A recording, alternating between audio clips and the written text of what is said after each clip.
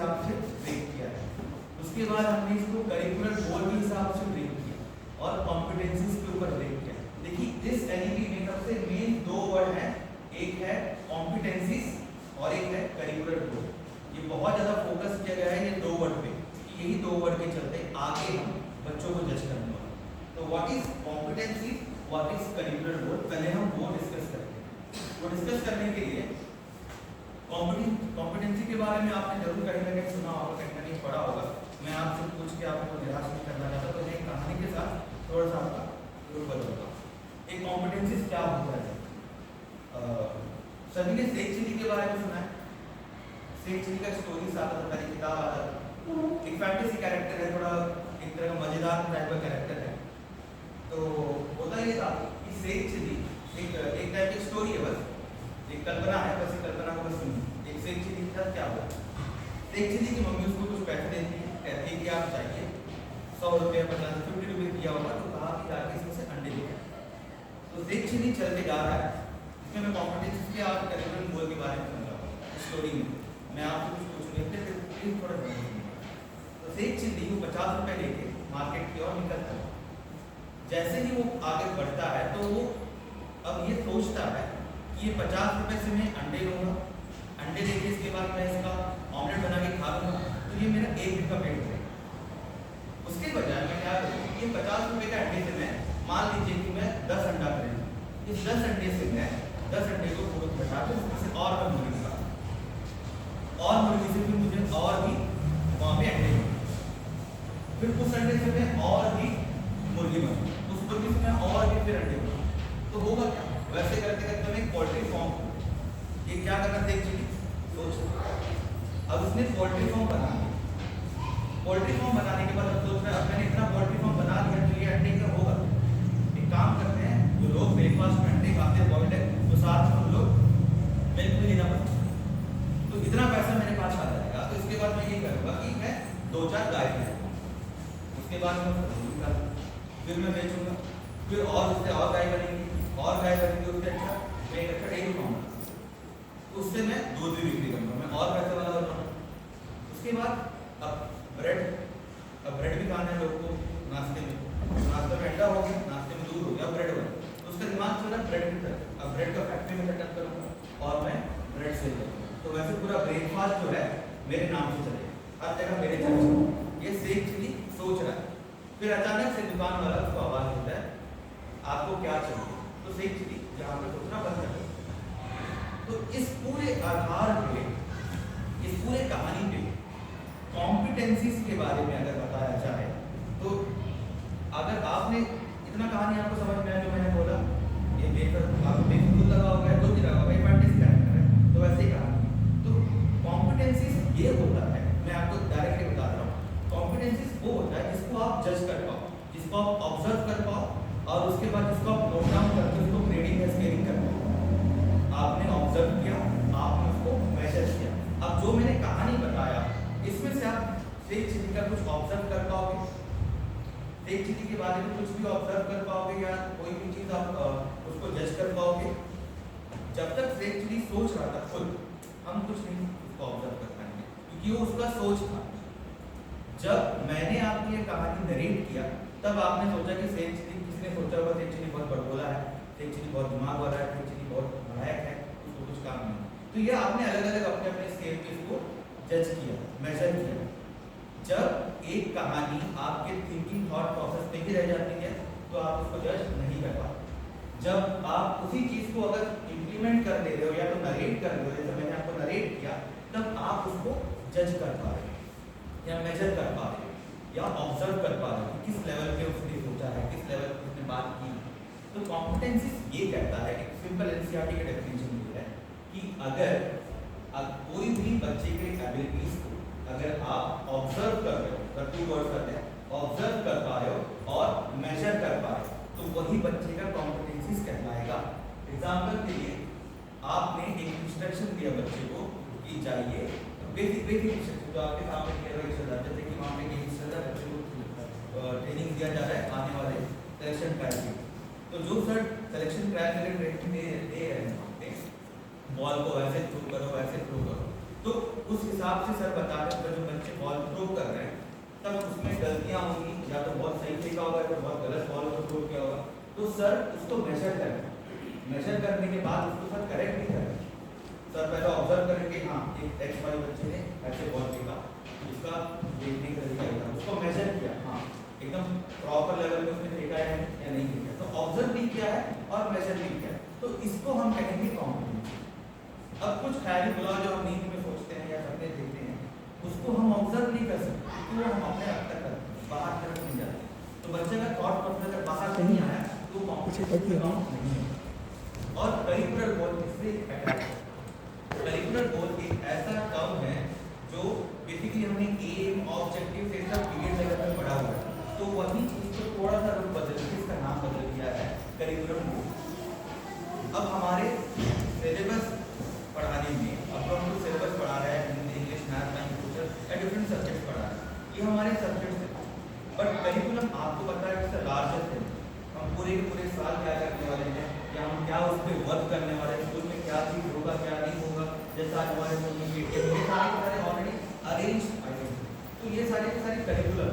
But उस curriculum को हासिल करने के लिए क्या क्या गोल्स आपको अचीव करने होंगे, दैट्स कॉल्ड करिकुलम। एग्जाम्पल के लिए अगर हम यहाँ पे बात करें, एक कॉम्पिटेंसीज को अचीव करने के लिए बहुत सारे करिकुलम गोल्स हो सकता है। एग्जाम्पल के लिए बच्चे का साइंटिफिक एटीट्यूड डेवलप करना है किसी बच्चे के, तो अगर हमको बताना है कि हमको साइंटिफिक एटीट्यूड किसी बच्चे के अंदर डेवलप करना है, साइंस करना है, तो उसके लिए हम क्या करेंगे, हम बेसिकली बच्चों को फील्ड एक्सपोजर करने जाएंगे, बच्चों को हम साइंटिस्ट के बारे में बताएंगे, या बच्चों को बेसिकली हम उनके नियर बाई साइंटिस्ट के बारे में, साइंस के बारे में बताएंगे। तो ये सब क्या हो गया, ये सब हो गया हमारा करिकुलम गोल के। तो बेसिकली ये सारे हमारे जो कॉम्पिटेंसीज थे उसको अचीव करने के लिए आपको क्या क्या करना पड़ेगा, this is all about curriculum. Basically यहाँ पे अलग अलग स्टेजेस का है, जैसे कि 5+3+3+4 थे। पहला 5 जो है आपको पता है, बाल वाटिका 1, बाल Vatika 2, Bal Vatika 3, then 1 and 2, grade 1 and grade 2। Then उसके बाद प्रिपरेटरी स्टेज जो हमारा आएगा उस पर भी 3, मतलब क्लास 3, 4 एंड 5। तो जब इसको हम कवर करेंगे तो आप इसके प्रोग्रेस कार्ड में देखेंगे कि इस पे बहुत चीज़ें डिफरेंट है, इस पे आपको सब्जेक्ट नहीं दिखेंगे। बेसिकली खास करके पहला 5 स्टेज पे जहाँ पे आप बाल वाटिका के बारे में बात कर रहे होंगे, ग्रेड 1 एंड ग्रेड 2 के बारे में बात करेंगे, उस पर आपको कहीं भी सब्जेक्ट्स नहीं दिखेंगे, बच्चे के डिफरेंट डोमेन्स के बारे में आपको दिखाएंगे।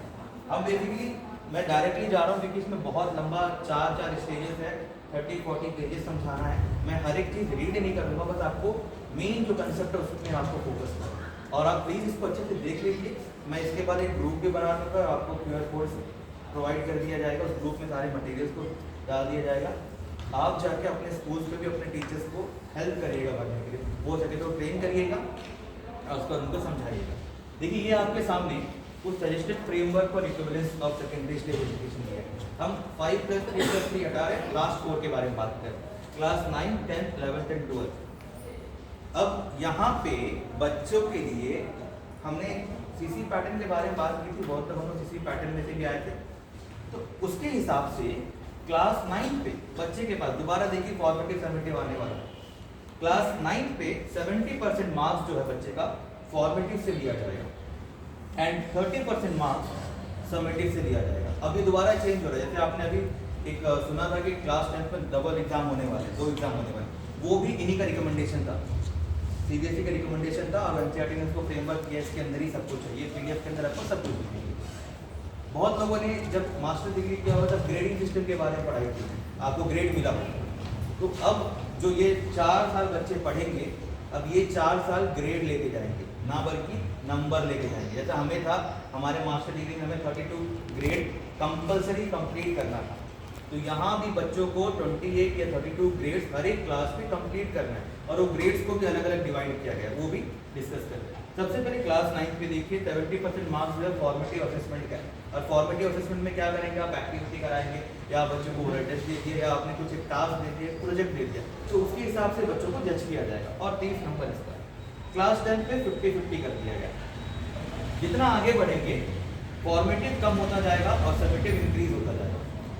क्लास 11 पे 40 60 और क्लास 12 पे 30 एंड 70, क्योंकि बच्चों को कितना नॉलेज है, कितना अंडरस्टैंडिंग हो, 30 नंबर यहाँ से उसको मिलेगा। अब यहाँ पे देखिए ये सब वेटेज का देने का मतलब है क्या।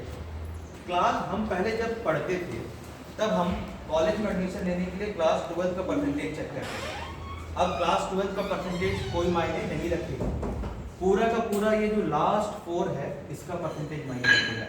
जैसे कि क्लास 9 10 11 12 में से क्लास 9 में मान लीजिए बच्चों को क्लास 9 पे एग्जाम्पल के लिए 60 मार्क्स मिला है, ओवरऑल 60 परसेंटेज मिला है, तो वो 60 कैरी अवे नहीं होगा, 60 का 15% कैरी अवे होगा नेक्स्ट क्लास के लिए, only 15, not more than that. वैसे ही क्लास 10th पे 20% लेके कैरी फॉरवर्ड होगा, क्लास 12 पे 11 पे 25, क्लास 12 पे 40, तो ओवरऑल इसको ऐड करेंगे तो ये 100% है। तो 100% मार्क्स उसके 12th का नहीं लिया जाएगा, उसका 100% मार्क्स ओवरऑल 9 10 11 12 से लिया जाएगा। तो अब जो हम जज करते थे, बच्चे सीरियस होते थे क्लास 10 पे या क्लास 12 पे या क्लास 9 11 में, यहाँ वहाँ ध्यान भटकता था, अब वो ध्यान नहीं भटकना चाहिए, क्योंकि ये पूरा स्टेज उनके लिए इंपॉर्टेंट है।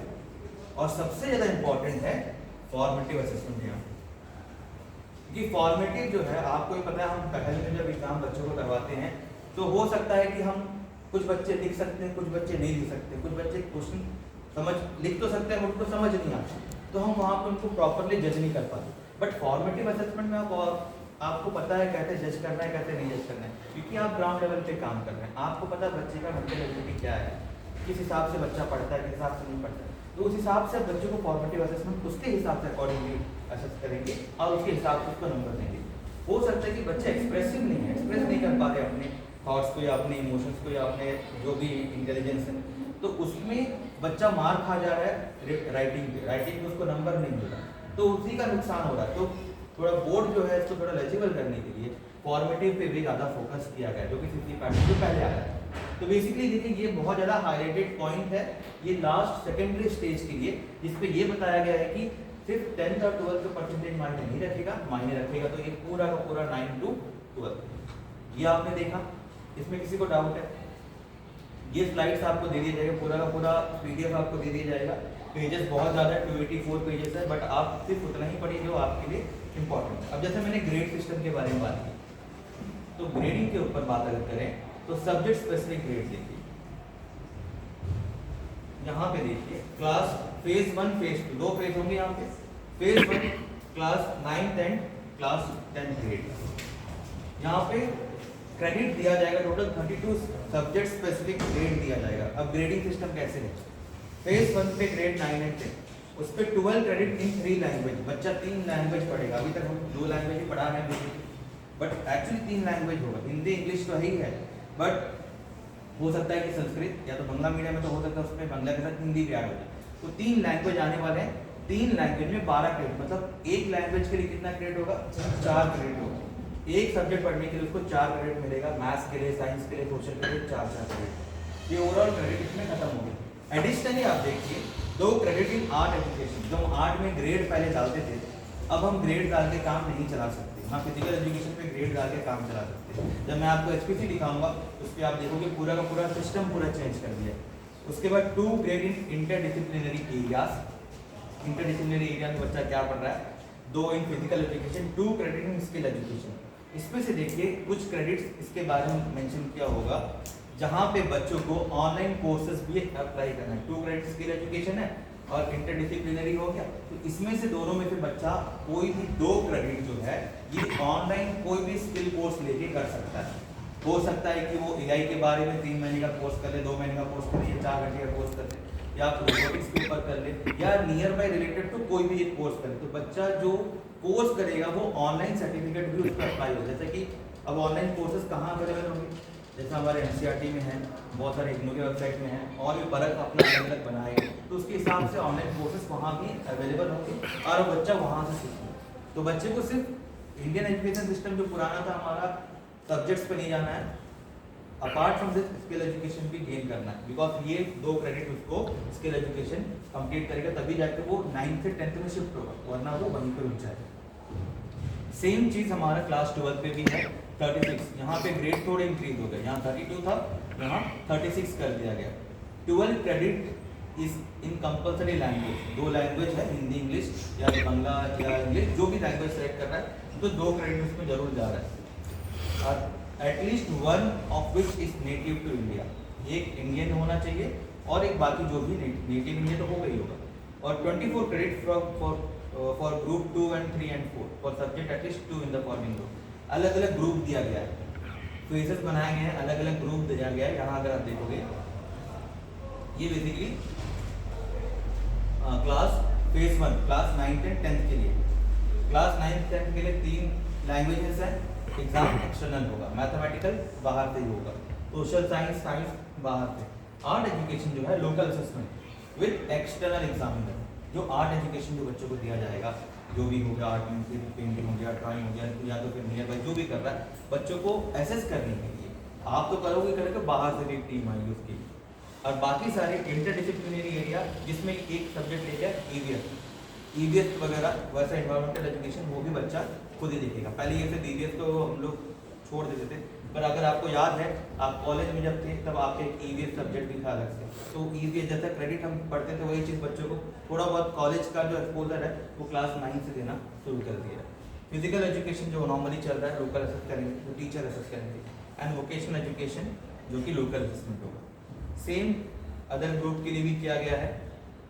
इस पे बच्चों को अलग से एक जो लैंग्वेज के बारे में बात की गई है, बच्चों को 2 लैंग्वेज सीखना है प्लस एक नेटिव अदर लैंग्वेज भी सीखना है। Okay, language native India compulsory, other language compulsory. उसके बाद बच्चा इसमें सेलेक्ट करता है मॉडर्न इंडियन लैंग्वेज ले, क्लासिकल लैंग्वेज ले या फॉरेन लैंग्वेज, कोई भी एक लेके बच्चा इसमें सेलेक्ट होता है। सर पीटीए मीटिंग के पीटीए मीटिंग के लिए वहाँ पर कैसे ग्रेड होंगे, कैसे उसको क्लासीफाई करेंगे।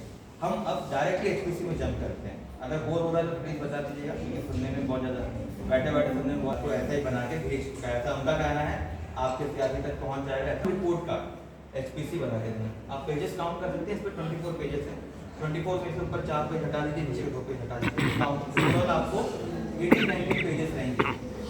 अब देखिए इसमें फाउंडेशन स्टेज पे है क्या, जो फाउंडेशन स्टेज के लिए उनके लिए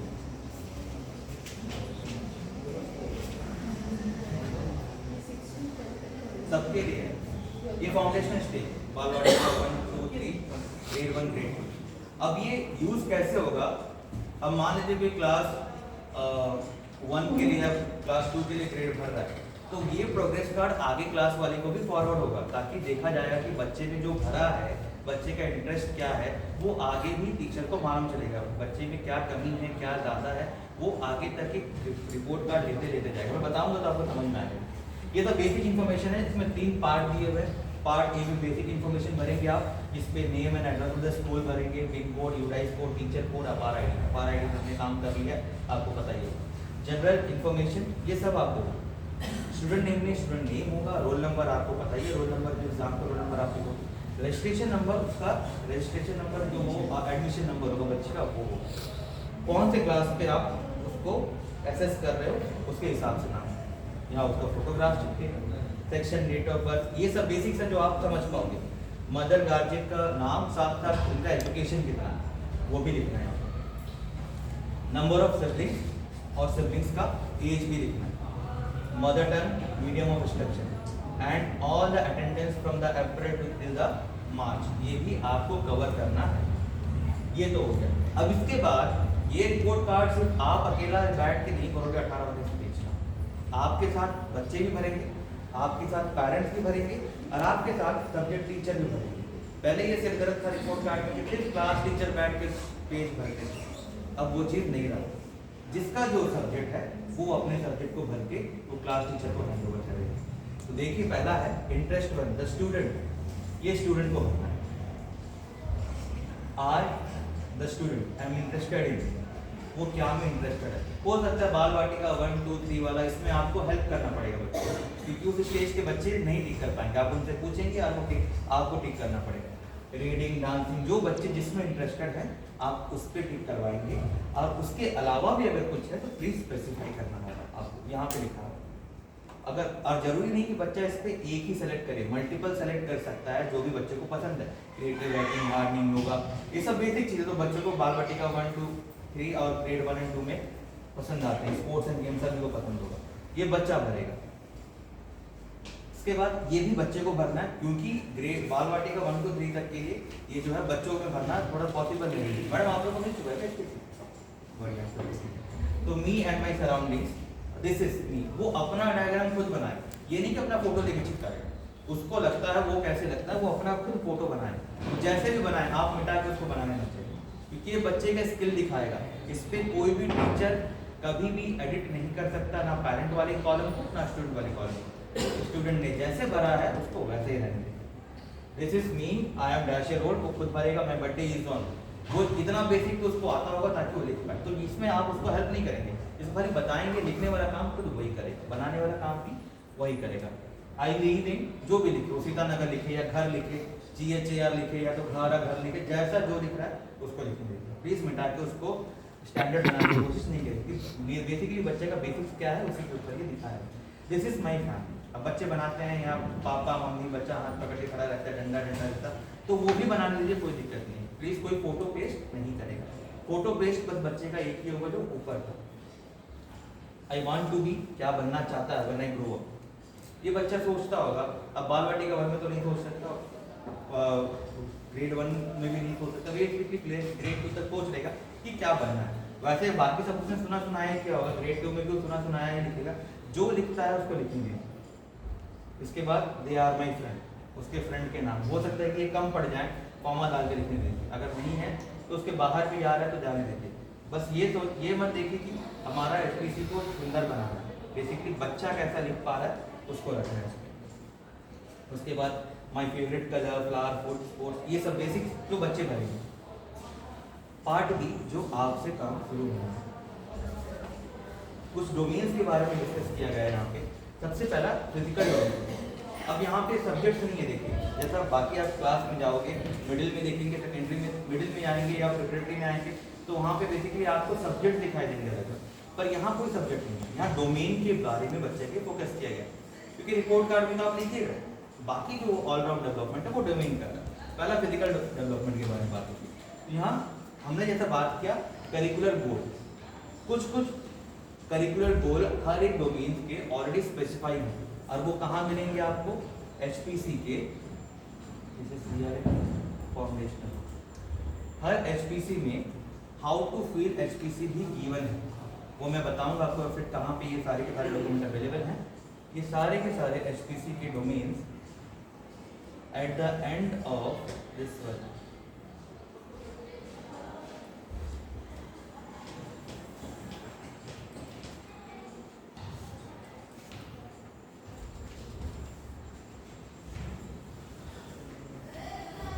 हर एक चीज का अलग अलग डोमेन यहाँ पे मेंशन है। जैसे कि हम फिजिकल डेवलपमेंट के बारे में बात कर रहे हैं, तो करिकुलम गोल मतलब हमारा पहला गोल क्या है।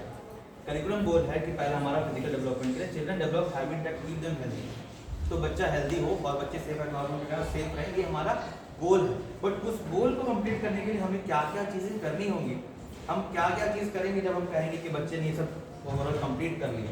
तो so a liking for a understanding of nutrition food, बच्चा अपना न्यूट्रिशन फूड को लाइक करे, खाने को वेस्ट ना करे, इतना नॉलेज होगा, इसका मतलब है बच्चे के अंदर गुड हैबिट उसके अंदर डेवलप हो चुका है। Practice basic self care and hygiene, keep school classroom hygienic, ये सब से बच्चा हेल्दी और सेफ एनवायरनमेंट को अपना क्रिएट करेगा। तो बेसिकली इसको अचीव करने के लिए क्या क्या चीज़ ज़रूरत होंगी, इस करिकुलम गोल को अचीव करने के लिए क्या क्या चीज़ें जरूरी होंगी, वो सारे के सारे कॉम्पिटेंसीज में काउंट होंगे। तो एक करिकुलम गोल के लिए बहुत सारे कॉम्पिटेंसीज हो सकती हैं, ये 1 to 1 नहीं है, ये 1 to many है, याद रखिए।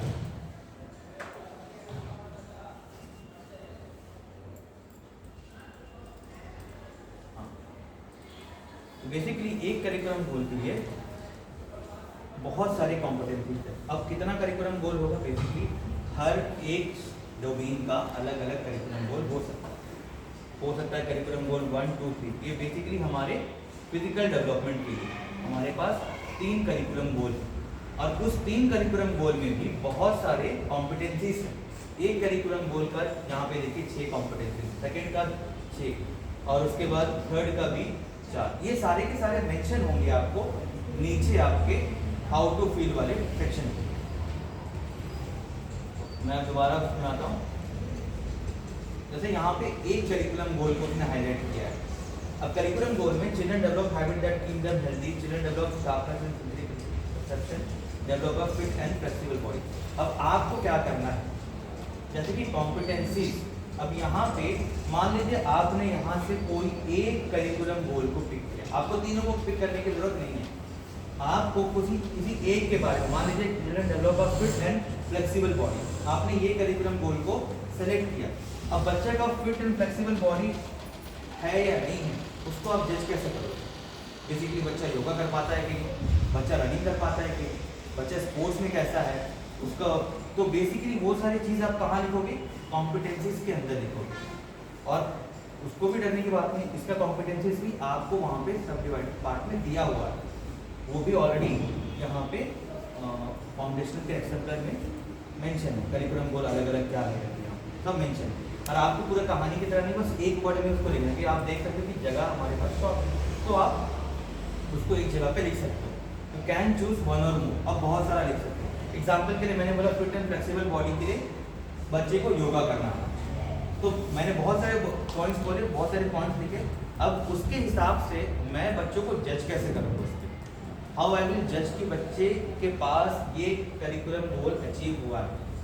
उसके लिए मैंने योगा का नाम लिया और भी रनिंग का भी नाम लिया। तो योगा को मैं अब जज कर रहा हूँ, मैं बेसिकली फोकस करूँगा यहाँ योगा लिख के बच्चे को योगा आना चाहिए, तो योगा के ऊपर में एक्टिविटी डेवलप करूँ। अब सिंपल सा एक्टिविटी की सूर्य नमस्कार करके दिखाया या दूसरा कोई भी एक आसन करके दिखाया। एक एक्टिविटी दूंगा कि children will perform surya namaskar और समथिंग सम आसन्स इन प्रेजेंस ऑफ टीचर और योगा टीचर और योगा स्टूडेंट। तो एक एक्टिविटी बस यहाँ पे लिखना है, एक या दो लाइन का, पूरा कहानी लिखने की जरूरत नहीं है, आपको बस लिखना है children has to perform an yoga और सूर्य नमस्कार, बस इतना। ये एक्टिविटी है बच्चों का। उसके हिसाब से आप बच्चे को एसेस कैसे करोगे? अब योगा तो कर लिया, बट आप कैसे बोलोगे उसका योगा परफेक्ट है, या योगा से उसको नियर पे खाली करने से नहीं है, उसको बताना भी होगा। सूर्य नमस्कार करवा रहे हैं, सूर्य नमस्कार का related question, what is the benefit of doing Surya Namaskar. अब बच्चा लिखेगा नहीं, बच्चा आपको बोलेगा कि योगा से आपको क्या फायदा होगा, तो बच्चा कुछ ना टूटा लैंग्वेज में अपना जो भी बोलेगा, या आपको पोज कैसे लेना है, आपको क्या यूज़ करना है, क्या यूज़ नहीं करना है, बेसिक चीज़ें, जैसे कि आपको मैट में करना है या नीचे ग्राउंड पे करना है। तो ये सारी चीज़ें अगर बच्चे के अंदर अंडरस्टैंडिंग है तो आप ये असेसमेंट क्वेश्चन में 2 या 3 क्वेश्चन आप लिख के छोड़ देंगे, जिसके बेसिस में आपने उस एक्टिविटी को जज किया। किसी को डाउट है या मैं बहुत ज़्यादा स्पीड बोल रहा हूँ? तो आप असेसमेंट क्वेश्चन वैसा बनाओगे जिससे आपका एक्टिविटी जज हो। अब एक्टिविटी वैसा बनाओगे जिससे आपके कॉम्पिटेंसीज कंप्लीट हो जाए, और कॉम्पिटेंसीज वैसा लिखोगे जिससे आपका करिकुलम गोल अचीव। तो ये पूरे के पूरे अगर आप बॉटम टू टॉप जाएं तो सब एक से लिंक। तो प्लीज़ उसको फ्रेम वैसा ही करना है, आपके हाथ में आप कैसा इसको फ्रेम करें। जरूरी नहीं कि आप अपने फ्रेंड से पूछें आप कैसा कर रहे हैं, आप अपने हिसाब से आप फ्लेक्सिबल हैं, आप कैसा इसको अरेंज करें। अब इसके बाद मेन चीज़ आता है ये रूब्रिक्स के बारे में। रूब्रिक्स के बारे में समझे सुना। अब रूब्रिक्स जो है ये बच्चे को जज करेगा पूरा का पूरा इसके ऊपर कंटेंट के ऊपर। अब देखिए यहाँ पे आप देख पा रहे हो स्ट्रीम माउंटेन स्काई। मैडम आपको मिला उसमें ये लिखा है स्ट्रीम माउंटेन स्काई, इसमें क्वेश्चन नहीं ऐसा ही से आया ना। फिर ठीक है, ये एनसीईआरटी के टाइप में सेम कॉपी पेस्ट है, थोड़ा बहुत चेंज होता है। तो बेसिकली रूब्रिक्स में क्या करना है, रूब्रिक्स में बच्चों को जज करने का पैरामीटर सेट है। जैसा हम यहाँ पे पहल में करते हैं, पहला हमारा बिगनर, फिर माउंटेन, फिर रिवर, इसका ये सब हमारा कहानी होगा। तो यहाँ पे एनसीईआरटी ने ये नहीं किया, एनसीईआरटी ने यहाँ पे 3 स्ट्रीम लगाया। सबसे पहला स्ट्रीम माउंटेन स्काई, ठीक है। तो ये प्राइमरी लेवल के लिए नाम से, सेकेंडरी में नाम बस चेंज होंगे 3 ही पैरामीटर। बेसिकली 3 हमारे स्टेजेस हैं, स्ट्रीम, माउंटेन एंड स्काई। अब मैं इसको थोड़ा एलोबरेट कर दूँ क्या होता है उस पर। स्ट्रीम मतलब जैसे कि हमने बिगनर के बारे में बात की, थोड़ा आगे लेवल में जाएंगे तो ये बिगनर हो जाएगा, इसका स्ट्रीम की जगह नाम हो जाएगा बिगनर। आपने एक एक्टिविटी कराया सूर्य नमस्कार, बोला बच्चे आप सूर्य नमस्कार करके दिखाओ। बच्चे को सूर्य नमस्कार बिल्कुल नहीं आ रहा, तो वो बिगनर लेवल में काउंट होगा। जब बच्चा जो आएगा वो आप बिगनर लेवल में उसको रखो। मान लीजिए बच्चा सूर्य नमस्कार कर रहा है बट उसका पोस्चर अच्छा नहीं है, या तो थोड़ा बहुत उसको आपको हेल्प, आपकी हेल्प की जरूरत है, जिसको हम लोग वाइगोट्स्की के लैंग्वेज में स्कैफोल्डिंग बोलते हैं। तो अगर आप उसको थोड़ा हेल्प कर पा रहे हो तो वो आएगा माउंटेन पे, और यही जब आप सेकेंडरी या मिडिल स्टेज में हो इसका नाम बदल के प्रोफिशिएंट हो जाएगा, माउंटेन की जगह हो जाएगा प्रोफिशिएंट, आपके एचपीसी में सब मेंशन होगा। देन उसके बाद स्काई सबके लिए कॉमन है, स्काई या एडवांस हो जाएगा। इसका मतलब है सूर्य नमस्कार तो कर रहा है, उसके बाद एक दो आसन और आपको दिखा रहे हैं इम्प्रेस करने के लिए। बच्चे होते हैं बहुत बार कि आपने एक बोला वो आपको 4 करके दिखाया, तो जब बच्चा एडिशनली कुछ करके दिखा रहा है तो वो एडवांस या तो स्काई लेवल पे आएगा। तो ये पैरामीटर आपने जज किया, स्ट्रीम, माउंटेन, स्काई, बच्चों को उसके अकॉर्डिंगली आपके असेसमेंट क्वेश्चन आपके एक्टिविटी के हिसाब से। अब यहाँ देखेंगे ये 3 चीज़ें अलग से आपको दिखेंगी, अवेयरनेस, सेंसिटिविटी और क्रिएटिविटी।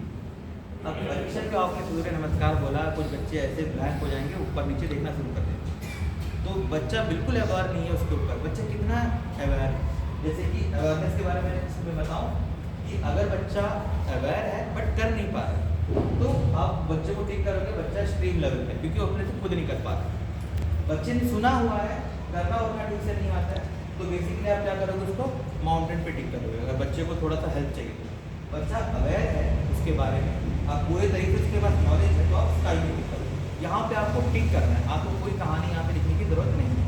बट इसके अलावा एक मास्टर रूब्रिक होगा जो आपके पास रहेगा, ये बच्चों के पास तक नहीं जाएगा, जिसपे आप यहाँ हर चीज़ में मेंशन करोगे, आप किस कैटेगरी में बच्चों को जज करोगे, कैसे कहोगे बच्चा स्ट्रीम है, कैसे कहोगे बच्चा माउंटेन है, कैसे कहोगे बच्चा स्काई में, वो आपको अपने पास लिख के रखना है।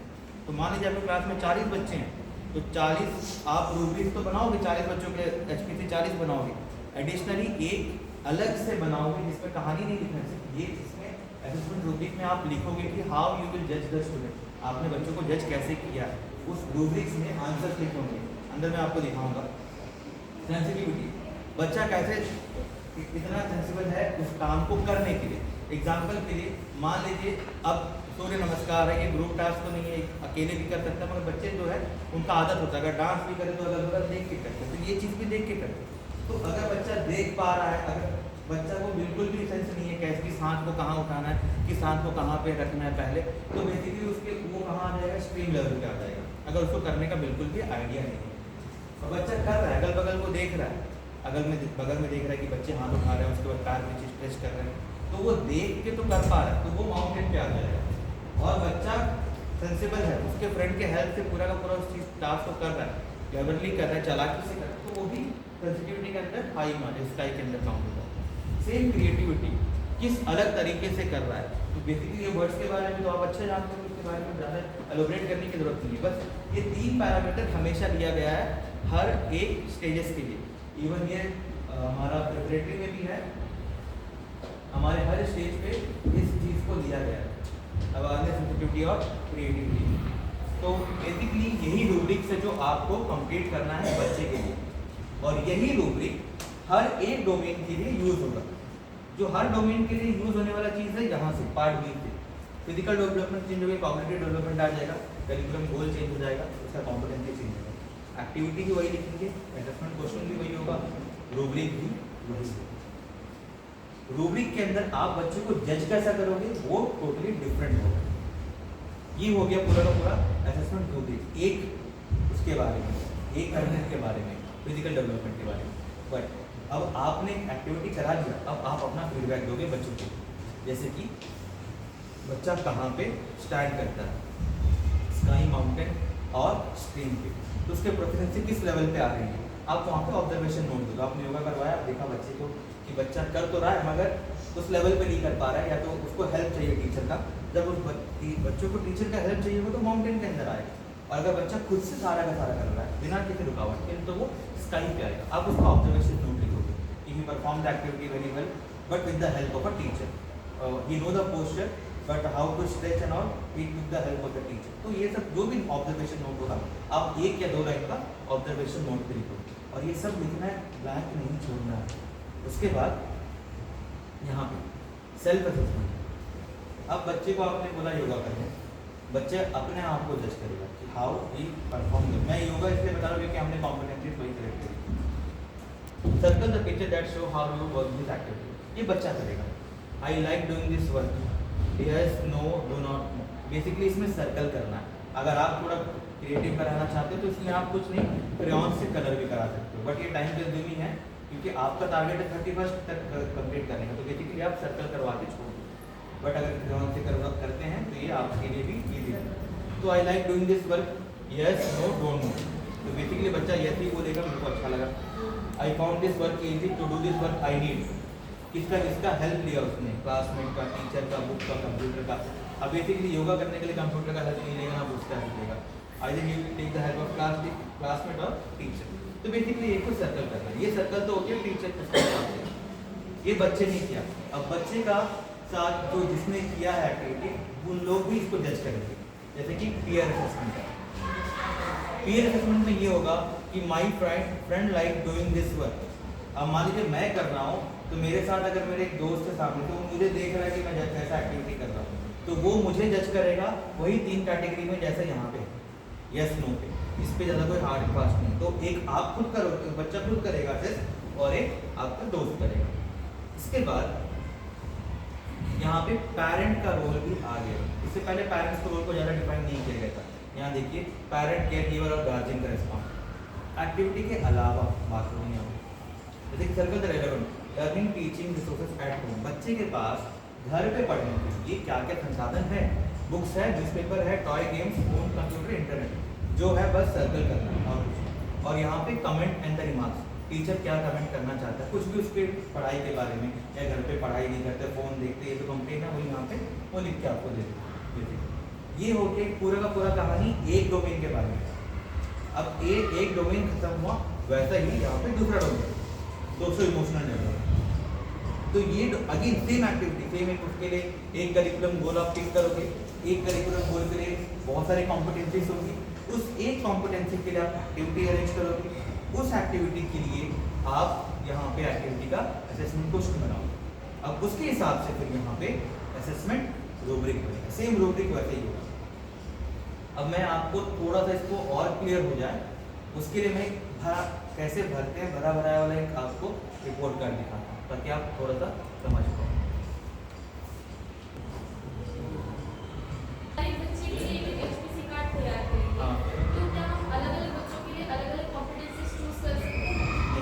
ये चीज़ इंपॉर्टेंट है यहाँ पे।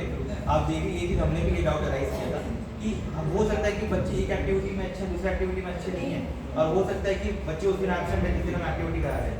ये एक्टिविटी कराने का मेन मतलब ये नहीं कि बच्चों को पहले से ढिंढोरा पीटे हैं कि भैया कल तुम्हारा एग्जाम की तरह एक्टिविटी है, बिल्कुल नहीं। जिस दिन बच्चे सारे के सारे प्रेजेंट हो, आप अपने क्लास दूसरे टीचर से भी अरेंज करवाएं टाइम की, सर बिल्कुल ये टाइम चाहिए उस दिन की एक्टिविटी करवानी है, तो आप बच्चों को पहले से इन्फॉर्म बिल्कुल भी नहीं करेंगे इसके बारे में। बस हमें देखना है कि on the spot how they are performing. और आपने जो पूछा कि अलग अलग बच्चों का अलग अलग कॉम्पिटेंसीज को जज करना, बिल्कुल नहीं है। हर एक जो भी आप जजमेंट कर रहे हो फुल का फुल एक ही एक्टिविटी में होगा। जैसे कि मान लीजिए यहाँ पे बहुत सारे एक्टिविटीज अभी मैं नीचे दिखा रहा हूँ, करिकुलम गोल दिखा रहा हूँ, जैसे कि भरा हुआ बच्चे तो अलग-अलग कॉम्पिटेंसीज में, मतलब जैसे हर एक बच्चा का पास मतलब एक कॉम्पिटेंसी तो होगा नहीं होगा। तो क्या पेरेंट्स की तरफ से ये क्वेश्चन नहीं आएगा कि आप पेरेंट्स तो आपको आप अगर ये करवा दे तो मेरे बच्चे को बी ग्रेड अच्छा आ जाता है। हाँ, पेरेंट्स से कहेंगे मैडम, इसलिए पेरेंट्स का फीडबैक भी वहाँ पे दिया गया, हम उसको इग्नोर नहीं करेंगे। हाँ, मैं ये कहना चाहता हूँ कि हम क्योंकि कहीं ना कहीं तो ड्रॉबैक जरूर है इसके, ये ड्रॉबैक है इसके लिए, हमने भी ये बात की थी उनसे, तो उन्होंने कहा कि उसके लिए ऐसा नहीं कि एलिजिबल है कि कोई भी एक्टिविटी करा। अब जैसे कि मान लीजिए आपने एक एक्टिविटी कराया, देखा कि 40 बच्चे में से 20 बच्चे अच्छा कर रहे हैं, 20 बच्चे अच्छा नहीं कर रहे, आप उस एक्टिविटी को स्किप कर रहे हैं, आपको दूसरा एक्टिविटी दे दीजिए जिसमें आपको लगे कि मैक्सिमम बच्चे अच्छा परफॉर्म कर रहे हैं। अब उसमें कहेंगे तो बोलेंगे, उसके बाद भी पेरेंट कहेंगे, मान लीजिए 40 में से 35 बच्चे आपके 30 में बच्चा कर रहे हैं, 5 लोग थोड़ा बेकार कर रहे हैं, तो उसके उस 5 लोग आपके ऊपर चढ़ेंगे, बट वो 5 लोग का चढ़े से अच्छा 10 लोग का अनुसरण करें। बस वही चीज़ें हमको यही समझाएगा, हमारा भी एक क्वेश्चन था, हम भी इतने हैं। अब जैसे कि देखिए यहाँ पे एक भरा भरा हमने अभी बात की थी फाउंडेशन स्टेज पर फिजिकल डेवलपमेंट, जो मैंने कहानी बताया मैं वैसे ही आपको बताता हूँ। Children develop habit that keep them healthy, brain sharpness and sensory perception, fit and flexible body. अब उसके लिए कॉम्पिटेंसीज बहुत सारे, मैंने बोला कि एक एक करिकुलम गोल के लिए बहुत सारे कॉम्पिटेंसीज है, नीचे मैंने दिखाया भी था। अगर मैं अलग से कॉम्पिटेंसीज भी सेंड करूंगा ग्रुप में, जिसमें सिर्फ यही रहेगा, एक पार्ट कॉम्पिटेंसीज का रहेगा जिसको आप देख के बढ़ सकते हो। जैसे कि यहाँ पे पहला के लिए अगर आपको याद है 6 कॉम्पिटेंसीज था, इसमें बस कॉम्पिटेंसीज एक ही सेलेक्ट की है, आप 6 भी लिख सकते हो, 6 में से आप 3 भी लिख सकते हो, बट आप जिस पे वर्क करोगे आप उसको हाईलाइट यहाँ पे करोगे। जैसे कि इस 3 करिकुलम गोल के लिए बहुत सारे 6 कॉम्पिटेंसीज में से उन्होंने एक कॉम्पिटेंसी सेलेक्ट की है, show a liking for a understanding of nutrition food and doesn't waste food. तो उसके लिए क्या है, एक एक्टिविटी टीचर ने अरेंज किया। एक्टिविटी क्या है, टीचर ही करेगा, कोई करने वाला नहीं यहाँ पे basically. Teacher play the action song to teach good and clean habit to the children. बहुत अच्छा ये कहानी की तरह है, कल मैं रीड करा था। जैसे कि सेहत खूब बनाओगे, सेहत खूब बनाएंगे सेहत खूब बनाएंगे। पालक, मेथी, लाल टमाटर। देखिए यहाँ पे बच्चों को न्यूट्रिशन फूड के बारे में भी इंफॉर्मेशन है इस कहानी के बारे में, और अकॉर्डिंग टू दैट क्वेश्चन भी फ्रेम होगा। पालक, मेथी, लाल टमाटर, गाजर मूली जी भरकर हम खाएंगे, सेहत खूब बनाएंगे, फिर दौड़ेंगे भागेंगे। ये उसका आउटकम है। अब अगर ध्यान दीजिए तो यहाँ पे न्यूट्रिशन फूड के लिए बात किया गया है, और उसके बाद उससे उसको क्या बेनिफिट्स होगा उसके बारे में भी नीचे दिया गया। फिर दौड़ेंगे भागेंगे, नाचेंगे और गाएंगे, उठकर शोर मचाएंगे। तो ये कहानी की तरह बोलेंगे, बच्चे को बड़ा मजा आएगा। बस आपने बस 4 लाइन बोल दी एक पीरियड के अंदर। अब उसके बाद उसके हिसाब से कैसे जज किया गया, देखिए 3 क्वेश्चन ने फ्रेम किया है। List all good and healthy eating habit explain in the action song. बच्चा लिस्ट करे या तो आपको एक्सप्लेन कर। Can you sing the full song with action, action के साथ कर सकते हैं। Can you name your favourite vegetable. ये 3 क्वेश्चन आपने बस पूछा बच्चे, बस सिंपल है। ऐसा नहीं कि बच्चे को ओवरऑल जजमेंट दे रहे हैं इसलिए बच्चे का फ्यूचर डिसाइड हो रहा है। ये फाउंडेशनल स्टेज है जिसमें बच्चा बेसिक चीजें सीख रहा है, तो उस पर उसने अवेयरनेस के लिए पूरा भरा हुआ है। ये मास्टर रूब्रिक बोलते हैं। बट आप जब भरोगे तब आपके पास जो मास्टर रूब्रिक रहेगा, जो आपके पास ही रहेगा, वो ऐसा रहेगा। बट जो बच्चे के पास रहेगा, बच्चे के पास सिर्फ टिक रहेगा। अब देखिए असेसमेंट रूब्रिक में अवेयरनेस के लिए आप कैसे बताएंगे बच्चा कितना अवेयर है, किस स्टेज पे है। Not aware of all the healthy eating habits. उसको पता ही नहीं कि खाने का हेल्दी ईटिंग हैबिट क्या है, क्या खाने में क्या बेनिफिट मिलेगा, उसको उसमें पता ही नहीं। तो वो स्ट्रीम में आएगा, बिगिनर के अंदर काउंट होगा। Mountain is aware of healthy eating habit but need help. Aware of healthy eating habit but depend on parent. उसको पता है मगर खाने के लिए पेरेंट के ऊपर डिपेंड है। तो बेसिकली माउंटेन के अंदर काउंट होगा। is fully aware of all eating habit and doesn't eat himself and also help other to do। वो खुद से नहीं खा सकता, उसको हेल्प लेना पड़ता है दूसरे का, तब जाके वो खा सकता है। वो अवेयरनेस के अंदर काउंट होगा। Sensitivity so interest in healthy eating habit only when remind by. उसको पता है कि इसका खाने से क्या फायदा है, मगर दूसरे जब बोलते हैं तभी वो खाता है। माउंटेन में कब काउंट करोगे, follow 3 to 4 healthy eating habit and understand how they help us keep us good. इसको पता है कैसे खाने से क्या फायदा है, उसको क्या खाने से क्या हेल्दी हैबिट मिलता है। अब यहाँ पे स्काई में कब आएगा, follow healthy eating habit and is able to pursue their peers to follow good eating. अपने दोस्तों को भी बताता है कि क्या खाने से क्या फायदे हैं क्या नहीं है। एंड सेम क्रिएटिविटी, आप जो जज करने का नोटेबल पॉइंट इसकी यहाँ पे ऑलरेडी मेंशन रहेंगे आपके मास्टर रूब्रिक। अब हो सकती है आपने कोई और चीज़ सेलेक्ट, आप उसके हिसाब से मास्टर रूब्रिक भरोगे कि आपने किस हिसाब से बच्चों को उसमें जज किया। ये आपका अपना पर्सनल है, ये कोई एकदम फ्लेक्सिबल है, आप जो भी उसमें भर सकते हैं, बट एक्टिविटी के अकॉर्डिंगली यहाँ भरना है। Creativity does not show interest in following eating healthy habit, तो उसको खाना ही क्यों पसंद है, तो क्रिएटिविटी के अंदर एकदम स्ट्रीम मतलब बिगिनर के अंदर आएगा। माउंटेन में तब कहलाएगा adopt healthy eating habit only when advice और एनकरेज। जब उसको एडवाइस किया जाए, एनकरेज किया जाए तभी खाए, वरना नहीं खाता। और स्काई में तब बच्चा कहलाएगा observe surrounding and adopt clean and good habit and also take other to do. अब देखिए इसके हिसाब से ये रूब्रिक मास्टर रूब्रिक है।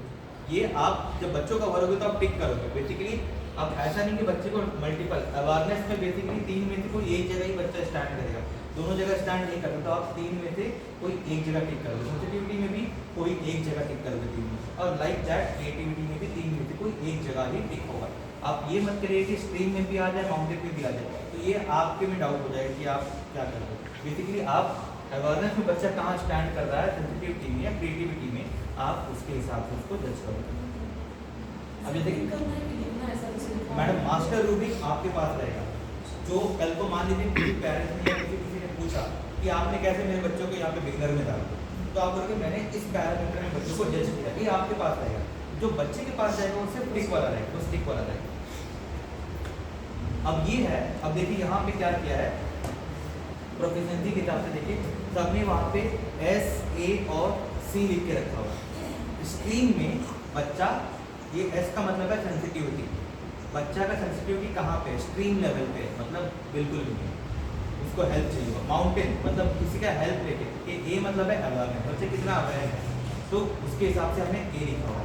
स्काई मतलब कॉम्पिटेंसी, क्रिएटिविटी, स्काई मतलब क्रिएटिविटी, बच्चा कितना क्रिएटिविटी है वो स्काई लेवल पे, तो उसका हर एक पैरामीटर को आप स्काई माउंटेन स्ट्रीम पे आप यहाँ पे वैसा जज करोगे, सी, ए और एस पे। अब उसी के हिसाब से यहाँ पे child is aware of good and clean habit but does not keep himself clean, उसको पता है मगर वो अपने आप को साफ रखना नहीं जानता, बस ये आपका ऑब्जर्वेशन हो, टीचर को बताया। कोई डाउट है मैडम? बोलिए मैडम। ये जो है ना सर, ये कैसा है? हाँ, ये देखिए, ये टीचर ने ये बेसिकली ये आपने पैरामीटर सेट कर दिया है ना। उसके बाद अभी आपको यहाँ पे देखिए पहले से क्या लिखा था, स्काई, माउंटेन और स्ट्रीम दिया हुआ है, ये प्रोफिशिएंसी दिया हुआ है। अब उसका एबिलिटीज क्या क्या है, जैसे कि क्रिएटिविटी, ये सब एबिलिटीज के अंदर है, ये अवेयरनेस जिसको बोलते हैं एबिलिटीज बच्चे। तो बच्चे का एबिलिटी इस तीन में कहाँ स्टैंड करता है, जैसे कि स्ट्रीम पे जो है वो बच्चे का कौन सा अब एबिलिटी है, स्ट्रीम पे बच्चे का एबिलिटी है सेंसिटिविटी। हो सकता है कि बच्चा बहुत ब्रिलियंट है, तो बच्चे का जो तीनों एबिलिटीज हैं वो सब स्काई में आ सकता है। ऐसा नहीं है कि तीनों को हमको बांटना है एक एक करके, हो सकता है कि बच्चा बहुत ब्रिलियंट है, बहुत अच्छा एडवांस बच्चा है, तो उसका तीनों पैरामीटर जो है, तीनों एबिलिटीज स्काई में काउंट होगा।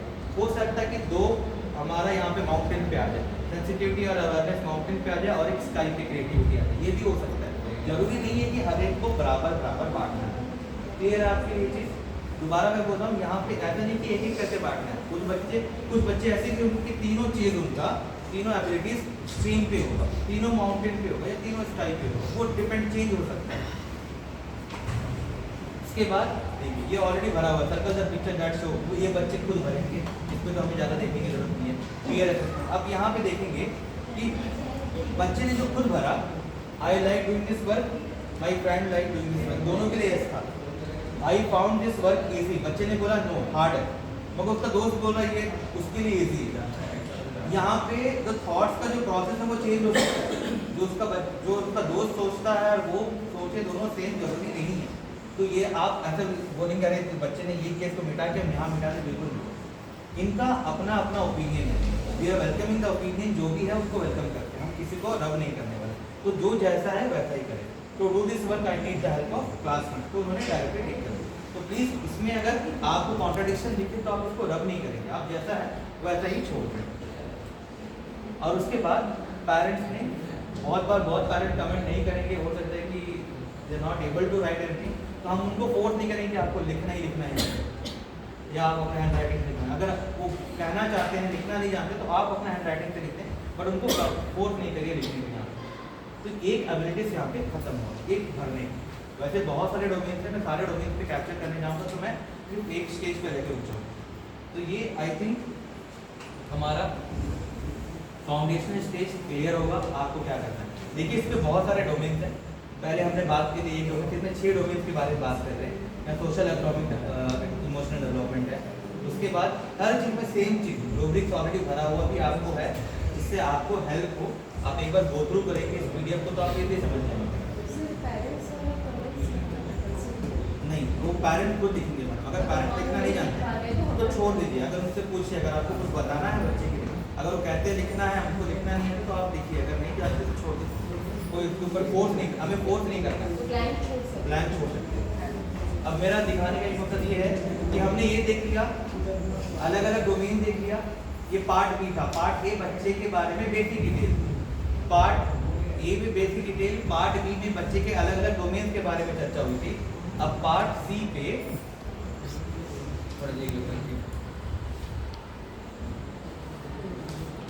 पार्ट सी में उसका एक समरी बनाएंगे, क्योंकि जब बाल वाटिका 1 से बाल वाटिका 2 में जब बच्चा जाएगा तब तो बाल वाटिका 2 का टीचर बैठ के पूरा कहानी नहीं देखेगा 10 पेज, तो उसको ओवरऑल एक समरी चाहिए कि बच्चे का ओवरऑल क्या हिसाब है, क्या सिस्टम है, क्या बच्चे ने समझा। तो उसके लिए यहाँ पे हम देखेंगे, आइए सर,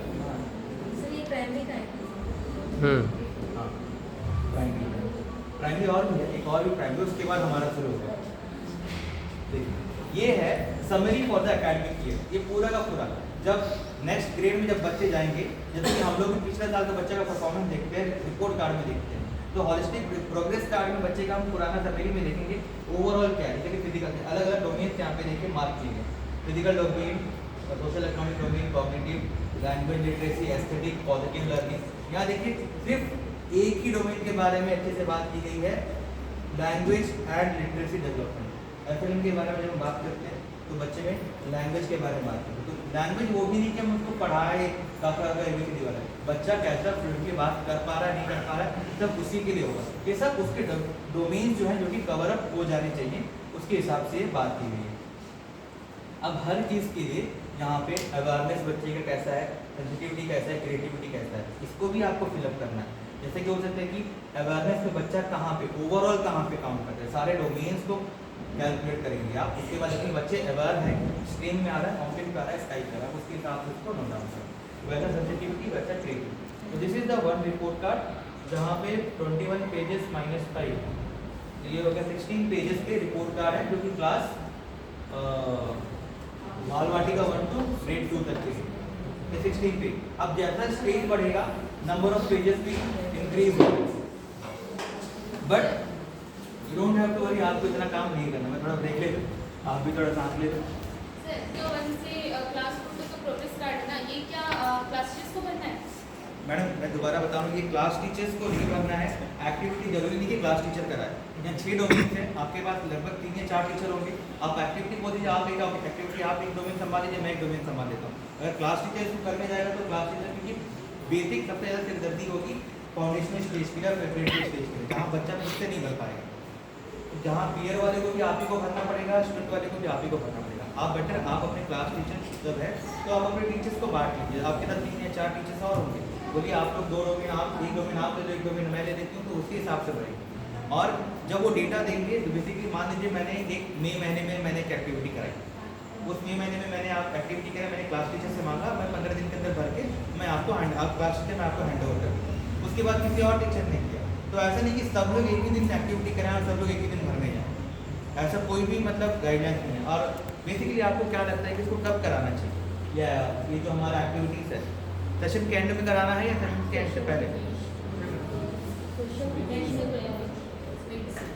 मतलब आप कभी भी करा सकते हैं, बिकॉज इट इज एक्टिविटी। हम लोग कब कराएंगे सर? अभी हम लोग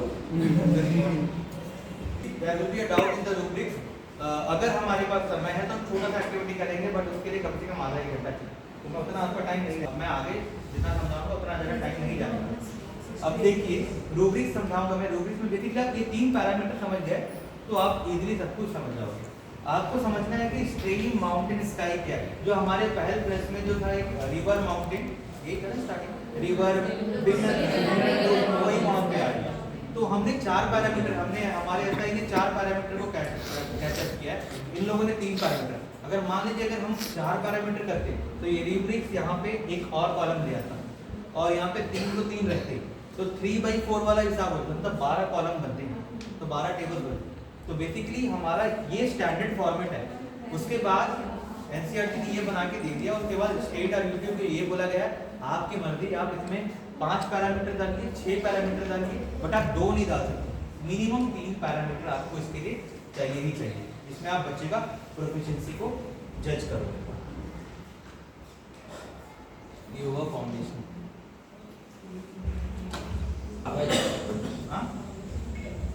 हाँ यहाँ पे क्या होगा कि बच्चा जो है क्लास 3, 4 और 5 में थोड़ा बहुत लिखना जानता होगा, थोड़ा बहुत पढ़ना जानता होगा। इससे पहले पीयर असेसमेंट था, पीयर ने एक एक्टिविटी में उसको असेस किया, वहाँ पे एक पीयर था, मतलब एक फ्रेंड था, अब उसके 2 फ्रेंड लोग उसको यहाँ पे जज करें। तो इसमें ज़्यादा बदलाव नहीं है, जो पहले था वैसे ही कुछ है, थोड़ा बहुत चेंजेस होगा इस पर। अगर आप देखोगे, देखो पार्ट ए सबके लिए कॉमन है। अब एग्जाम्पल के लिए ग्रेड 3 में एक मान लीजिए राजा सर ने ग्रेड 3 में भर दिया टीचर, मतलब बच्चे का ग्रेड भर दिया, ये सब बेसिक इन्फॉर्मेशन जो चेंज नहीं होने वाला, ये इन्फॉर्मेशन ग्रेड 4 में भी रहेगा, ये इन्फॉर्मेशन ग्रेड 5 में भी रहेगा, ना फादर का नाम चेंज होगा, ना मदर का नाम चेंज होगा, ना कुछ चेंज होने वाला। ये चीज़ तो आगे ग्रेड में भी जाएगा, तो आपको ये पेज भरने की दोबारा जरूरत पड़ेगी नहीं, तो ये पेज छोड़िए। इसलिए मैं कह रहा हूँ सबसे ज़्यादा हार्ड जो है ये फाउंडेशनल स्टेज में होगा, क्योंकि जब आप भरोगे तब आपको पूरा का पूरा स्टार्टिंग से न्यू करना है, और जो आगे आने वाले बच्चे हैं तुमको तो बना बनाया है, आपको ये सब फॉर्मेट ऑलरेडी मिलेगा। जनरल इन्फॉर्मेशन आपको बेसिक बाल वाटिका से बना के भेज, तो ये जनरल इन्फॉर्मेशन जो है पार्ट ए ये ऑलरेडी है, आपको सिर्फ भरना होगा अटेंडेंस जो आपको हर साल इसके लिए कवर करना है। देन इसके बाद देखिए पार्ट ए, थोड़ा सा इसको चेंज किया गया, थोड़ा कलरफुल है, यहाँ भी वहाँ पे ज़्यादा कलरफुल था, ये और भी कलरफुल है ताकि बच्चे इसमें अट्रैक्टिव है। My name is, I am dash year old, my family, paste a picture और ड्रॉ, यहाँ पे थोड़ा फ्लेक्सिबिलिटी दिया गया, बच्चे पेस्ट भी कर सकते हैं, ड्रॉ भी कर सकते हैं। अब उसके बाद 5 फिंगर्स में बच्चे का अलग अलग हैबिट्स के बारे में, थिंग्स अबाउट मी, यहाँ पे I am good at, I am not so good at, उसके बारे में 5-6 लाइन बच्चा खुद लिखेगा, यहाँ ये बच्चे को लिखना है। तो यहाँ भी आपको इसके अकॉर्डिंग तो आपको हेल्प करनी पड़ेगी यहाँ पे, तो बच्चे लिख पाएंगे। फिर सम ऑफ माई फेवरेट थिंग, खाने में क्या पसंद, गेम में क्या पसंद, फेस्टिवल में क्या पसंद, ये वाला इंपॉर्टेंट पार्ट है जो हमने बताया गया था। क्यों, when I grow I want to be, वहाँ पे भी एक स्टेज था बच्चा बड़ा होकर क्या बनना था, यहाँ पे भी एक स्टेज है। ये सब अभी ये थिंकिंग प्रोसेस में बच्चा क्या बनना चाहता है, हो सकता है कि 3rd क्लास में कुछ और बनना चाहता है, 4th क्लास में कुछ और बनना चाहता है, 5th क्लास में कुछ और बनना चाहता है, बट एक स्टेज ऐसा आएगा सेकेंड स्टेज जहाँ बच्चा आगे उसका एम डिसाइडेड हो जाएगा कि मेरे को यही बनना है, मेरे को यही एम है, मेरा यही एम्बिशन है, यही बनना है। तो उसके लिए देखोगे कि ये पूरा का पूरा फॉर्मेट चेंज हो जाएगा। इसमें बोला है बच्चा बड़ा होकर ये बनना चाहता है, The 3 things I want to learn this school year, ये 3 क्या मेन पॉइंट ऑफ स्कूल से सीखना चाहता है। माई आइडल, एक पर्सन जो उसको इंस्पायर्ड है, अब ये नहीं कि फिल्म के बारे में लिखते हैं, किसी और के बारे में बच्चे लिखेंगे, बट आप उसको मार्क के अंदर लिख नहीं करते, जो लिख रहा है उसको लिखेंगे। हो सकता है उसको अमिताभ बच्चन पसंद हो सकता है उसको शाहरुख खान पसंद हो सकता है जैकी श्रॉफ, या तो हो सकता है कोई प्लेयर का नाम बोलते, जो बच्चा लिखना चाहता है उसको वो लिखने देंगे। माई आइडल, ये पार्ट बी हो गया। अब पार्ट 3 ये थोड़ा चेंज हो गया, वहाँ पे हमारे पास कुछ और चीज़ थी, यहाँ पे कुछ और। पार्ट 3 में भी पार्ट ए का अलग अलग पार्ट इसमें दिया। How do I feel at school, ये बच्चा अपने खुद से बढ़ेगा, अब वो जज करेगा स्कूल में उसको कैसा लगता है। ये सारे के सारे I can't talk about how I feel, example happy, confident, upset और एंग्री, ये यस समटाइम नॉट श्योर, ये सर्कल करने के लिए बोलेगा बच्चों को। ये बेसिक इन्फॉर्मेशन है, क्या आप इसको रीड करें, इसको स्किप कर सकते हैं, आप इसको पढ़ते हुए आप इसको समझ सकते हैं, स्किप कर सकते हैं। यहाँ देखिए पीयर फीडबैक पर यहाँ पे थोड़ा सा केयरफुल रहेगा। Circle the most appropriate option, यहाँ पे माई नेम, यहाँ किसका नाम होगा, मान लीजिए मैं स्टूडेंट हूँ, मेरे एक फ्रेंड है, मान लीजिए राजेश सर, तो यहाँ जो अगर जो भर रहा है तो यहाँ पे माई नेम राजेश सर, ये मेरा नाम नहीं होगा, कुछ स्टूडेंट का नाम नहीं होगा, माई फ्रेंड्स नेम मेरा नाम यहाँ पे होगा, क्योंकि तो ये आपका दोस्त भर रहा है, उस बच्चे का दोस्त भर रहा है, तो दोस्त का नाम, और किसके लिए भर रहा है वो उसका नाम यहाँ होगा। वही चीज़ जो आपसे ऊपर पूछा गया था, जो बच्चे ने खुद से भरा था, वही चीज़ उसके दोस्त से पूछा जा रहा है। जैसे कि मैंने बोला था, ये जो 7 पॉइंट है बच्चे ने अपने से भरा था, उसी 7 पॉइंट पे पीयर फीडबैक 7 पॉइंट का अलग से दिया जाएगा। यहाँ पे 6 कर दिया है क्योंकि उसमें एक अपने कॉलम होगा। सेम चीज़ यहाँ पे पीयर 2, मतलब दूसरा एक फ्रेंड उसका एक और भरेगा, सेम चीज़ को भरेगा। अब उसके बाद ये भर के छोड़ दिया, पीयर फीडबैक क्यों इंपॉर्टेंट है आप नीचे समझोगे। इसके बाद अगेन पेरेंट्स का, your child matters, tick the resources available at your home child at home, बस टिक करना है। ये भी कॉमन है, जैसे कि वहाँ पे हमने फाउंडेशन स्टेज पे देखा। उसके बाद ये पूरा का पूरा पेरेंट्स बनने वाली कॉलम है। How can I help your child better, okay, how can I know your child better, my child find the classroom and school a welcoming and safe space, से पेरेंट बनेंगे अपने हिसाब से, उसके हिसाब से।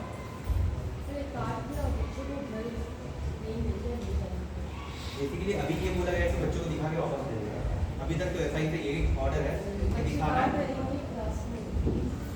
बच्चों को क्लास में करवाना है, पेरेंट्स को जब बुलाएंगे तभी। बेसिकली एक या एक दिन के लिए आप उनको हैंड ओवर कर सकते हैं, 1-2 दिन के लिए भर के वापस करने के लिए बोलते हैं। अगर वो ड्राइंग करने के चक्कर में फाड़ नहीं, इतने छोटे बच्चों को घर के लिए देंगे तो फिर वो वापस आना बहुत मुश्किल हो जब उनके पेरेंट्स के हाथ में आपको बुला के देना पड़ेगा, पेरेंट्स को एक दिन वीडियो करके वही करके करना पड़ेगा।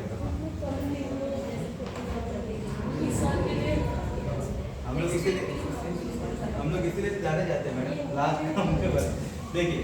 अब उसके बाद my child need support with अलग अलग कंसेप्ट दिया हुआ है, reading, number, math, self confidence, जो पेरेंट्स को लगता है वो यहाँ पे वो स्पेसिफाई कर देगा, टिक करके। मल्टीपल टिक्स हो सकते हैं, जरूरी नहीं कि एक ही टिक होगा, या मल्टीपल टिक्स कर सकते हैं। अब पार्ट भी सर, होता है। हाँ सर। पीयर ग्रुप का जो फीडबैक है, हाँ। जैसे इनका स्कूल में एक बच्चा आ रहा है क्लास में, हाँ, पीयर फीडबैक कैसे दे सकते हैं? अगर एक बच्चा है तो सर उसको बगल क्लास वाला एक्टिविटी कराएंगे तो वो बगल वाला भी तो देखेगा ना, उसको लेके करवा दीजिए। भले सेम क्लास का नहीं है पर उसका दोस्त तो होगा वो, बस दोस्त। पीयर का मतलब ये नहीं कि सिर्फ वही हो क्लास में, उसके नियर बाई जो भी उसके दोस्त देख रहे हैं वो भी उनके दोस्त की वो कर सकते हैं। अगर एक ही बच्चा हो तो सर, एक ही बच्चा हो तो स्कूल में एक बच्चे तो दांत छोड़ देते हो क्या हाँ, यहाँ पे देखिए चेंज हुआ है। वहाँ पे कॉम्पिटेंसीज अलग से लिखा, करिकुलम गोल लिखा गया था, कॉम्पिटेंसीज लिखा गया था। यहाँ पे देखिए लैंग्वेज एजुकेशन, यहाँ 3 लैंग्वेज है, R1, R2, R3, 3 क्रेडिट का करिकुलम गोल। L1 मतलब लैंग्वेज वन, जैसे हमने वहाँ पे अलग मान लीजिए हमारा पहले में जो स्कोरिंग होता था SC साइंस, फिर 06 मतलब क्लास 6, फिर तो जो भी हमारा वो था हमारा मैं जो दिमाग को yellow code, sorry yellow code, तो वैसा नाम, तो यहाँ भी वैसे ही नाम है। लैंग्वेज वन आपको हिंदी इंग्लिश, करिकुलम गोल 1, लैंग्वेज 1 करिकुलम गोल 2, उसके बाद लैंग्वेज 1 करिकुलम गोल का कॉम्पिटेंसीज 1.1, मतलब करिकुलम गोल 1 उसका कॉम्पिटेंसीज 1, ऐसे लाइन से लिखा गया। तो ये करिकुलम गोल है। हो सकता है आप किस करिकुलम गोल में आप इसमें बेसिकली 1 और 2 मैक्सिमम जितना भी ले सकते हैं, लेकिन आप 1 पे ही लोगे, ज़्यादा लोगे तो आप एक ऊपर बढ़ है, तो आपको ये करिकुलम गोल में टिक। अब जैसे कि L1 CG1, तो आप L1 CG1 में मतलब इतना ही काउंट ले सकते हैं, ये नीचे वाला काउंट नहीं ले सकते। तो बेसिकली CG1 में थे आप 1.1, 1.2, 1.3, 2.1, 2.2 में थे आप जो भी जस्ट करें। अब ये कहाँ मिलेगा आपको? अगेन से जो हाउ टू फील वाला कॉलम में नीचे, या तो मैं अलग से इसको प्रोवाइड कर दूँ। इसमें पूरा कहानी लिखने की जरूरत नहीं है, लंबा कंसेप्ट पेपर।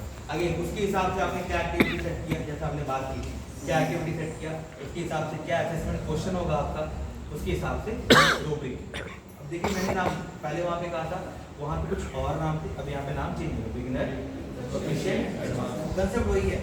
वहाँ पे बिगिनर मतलब इसको आपको बिल्कुल भी कुछ नहीं पता बच्चे को, आपको हेल्प करना पड़ रहा है हर चीज़ होती है। प्रोफिशिएंट मतलब आपको उसको बच्चे को आता है, थोड़ा सा उसको हाथ देने की जरूरत है, वो अपना आप आगे बढ़ जाएगा। एडवांस मतलब वो खुद से कर रहा है बिना किसी हेल्प के। और ये पैरामीटर्स आपके एबिलिटीज वाले ओवरऑल सब कुछ सेम रहेंगे, एबिलिटीज कभी चेंज नहीं होंगी, खाली नाम बदलते जाएंगे। रूब्रिक समझाना पड़ेगा फिर इसके लेवल के लिए, ये समझ जाओगे आप। ठीक है, ये टीचर फीडबैक आया जो थोड़ा अलग थे, वहाँ पहले गोल करना ये लंबा, यहाँ कुछ नहीं। टीचर फीडबैक की परफॉर्मेंस लेवल डिस्क्रिप्टर के हिसाब से यहाँ बस टिक करो, यहाँ पे आप अपने हिसाब से बस टिक करोगे। मास्टर रूब्रिक में आपके पास खुद का होगा। अब एग्जांपल के लिए मैं मान लूँ लैंग्वेज 1 मान लीजिए हाजरा मैडम पढ़ा रही है, लैंग्वेज 2 मान लीजिए कोई और मैडम पढ़ा रही है, हमारी पूजा मैडम पढ़ा रही है, तो इंग्लिश और हिंदी के बारे में बात हो रहा है, तो मास्टर रूब्रिक लैंग्वेज 1 का सिर्फ हाजरा मैडम के पास रहेगा। ऐसा नहीं कि वो क्लास टीचर है तो वो सारा का सारा रूब्रिक लेके रखना उनकी जिम्मेदारी है, क्योंकि आप अगर मान लीजिए मैं क्लास टीचर हूँ तो मैं हिंदी से मैडम से मांगूंगा, इंग्लिश का दूसरे मैडम से मांगूंगा, मैं सबसे लेके कलेक्ट करके अपने पास रखूंगा। बट इनकी ये जिम्मेदारी नहीं कि ये सबके लिए एक एक करके भर के दे दें, ये सबको नहीं भर के देंगे, ये एक भरेंगे, आप उसको ड्रॉ करके अपने पास अटैच करके रख सकते हैं। कल को आप क्लास टीचर अगर आपसे पूछा जाए कि आपका ये बच्चा किस हिसाब से जज किया गया लैंग्वेज में या लैंग्वेज 2, तो हमारे सब्जेक्ट टीचर ने ये रूब्रिक किया, हमने इसके हिसाब से इसको जज किया हुआ, बस वो आपके पास रहना चाहिए। मास्टर रूब्रिक सिर्फ सब्जेक्ट टीचर के पास होगा और क्लास टीचर के पास। बेसिकली जब बातें उठेंगी तो ये भरने वाला जब बात आता है तो ये सब्जेक्ट टीचर खुद भरेगा। मान लीजिए मैं क्लास 8 में पढ़ा रहा हूँ साइंस, तो मैं सिर्फ साइंस का भरूंगा, ऑल दो I am the class teacher of 8, मैं 8 का सारा भरने नहीं जाऊँगा, मैं सिर्फ अपने सब्जेक्ट का भरूंगा। मैथ्स मान लीजिए रंजन सर पढ़ाना है तो रंजन सर भरेंगे, कोई और नहीं भरेगा। अगर साइंस कोई और सब्जेक्ट पढ़ा तो वही इंसान भरेगा। अब ये क्या चीज़ है, टीचर में ज़्यादा सिरदर्दी थोड़ा कम कर दिया, पेज ज़्यादा है तो ज़्यादा वर्कलोड क्लास टीचर के ऊपर कम कर दिया। सेम यहाँ पे मास्टर रूब्रिक होगा, उसके अकॉर्डिंगली आप यहाँ पे टिक करोगे, बस आपको टिक करना है बच्चे का लेवल क्या है।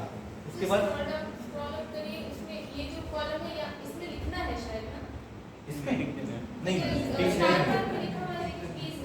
राइट हाँ। ये मैडम हाँ, इसके हिसाब से ये रूब्रिक आपने मास्टर रूब्रिक में बनाया। जब आपके पास मैडम ये आएगा तो आपके पास मास्टर ये नहीं रहेगा, आपके पास नीचे वाला पार्ट रहेगा, ये वाला रहेगा टीचर फीडबैक वाला। ये मास्टर रूब्रिक जब आपको बनाना रहेगा तब आपके पास ये रहेगा, ये बस आप अपने पास रखोगे। और ये वाले टीचर्स फीडबैक में आप उसके अकॉर्डिंगली उसको फीडबैक दोगे।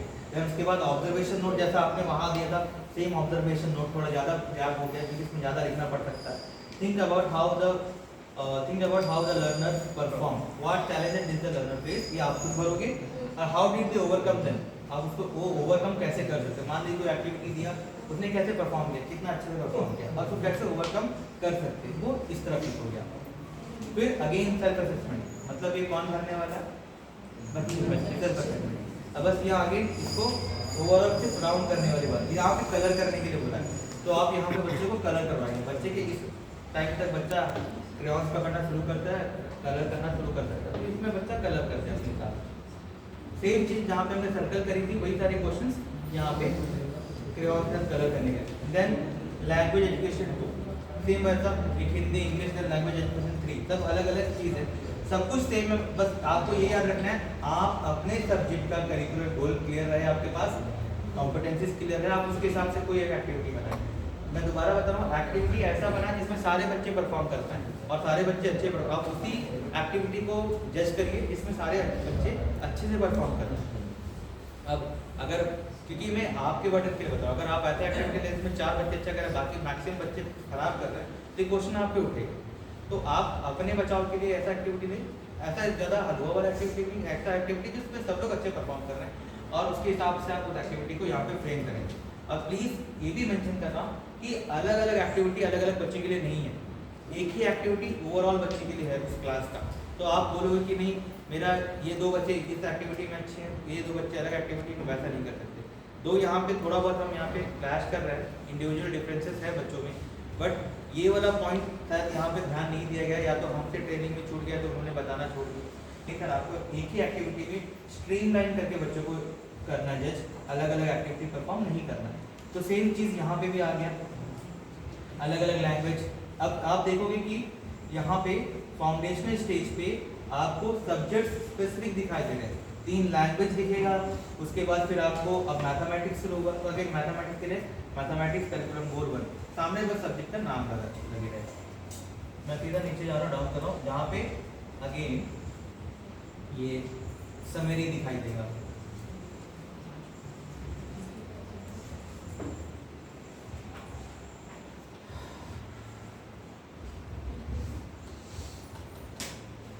देखिए, फिजिकल एजुकेशन का भी पहले खाली ग्रेडिंग सिस्टम था, और वो ऐसा नहीं होगा, उसके लिए भी अलग अलग स्टैंडर्ड सेट किए गए हैं।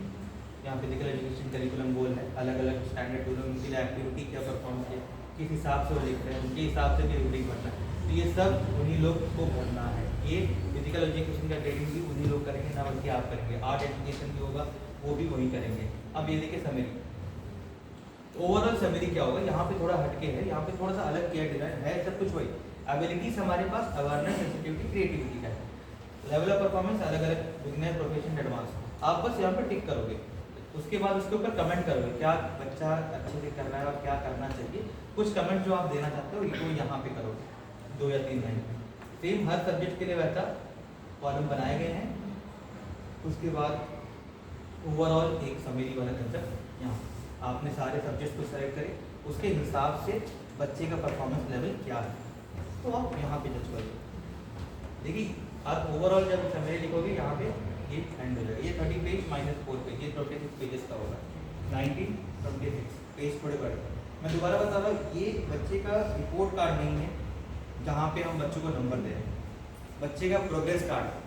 हो सकता है कि बच्चा अभी भी थोड़ा सा ठीक नहीं कर रहा, अभी बिगिनर लेवल में, हो सकता है कि नेक्स्ट क्लास में तो प्रोफिशिएंट हो जाए, उसके बाद आगे एडवांस हो जाए। तो हम इससे बच्चे को ये जज नहीं करेंगे बच्चा खराब है तो खराब ही होगा आगे चल के। ये प्रोग्रेस कर रहा है, बच्चे किस हिसाब से प्रोग्रेस कर रहे हैं, उस हिसाब से प्रोग्रेस कार्ड नाम दिया गया। रिपोर्ट कार्ड तो हम बनाएंगे eight the and, but progress card को के साथ चलता रहेगा। हो सकता है कि आगे चल के रिपोर्ट कार्ड का प्रचलन कुछ साल में खत्म भी हो जाए, उसके बाद पूरा का पूरा, जैसे यहाँ पे मैंने आपको पहले फ्लो में दिखाया था जहाँ फॉर्मेटिव और समेटिव असेसमेंट था, उसके हिसाब से अगर चले तो ये जो हम एक्टिविटी करा रहे हैं सारे एक्टिविटी फॉर्मेटिव में काउंट होंगे या समेटिव में?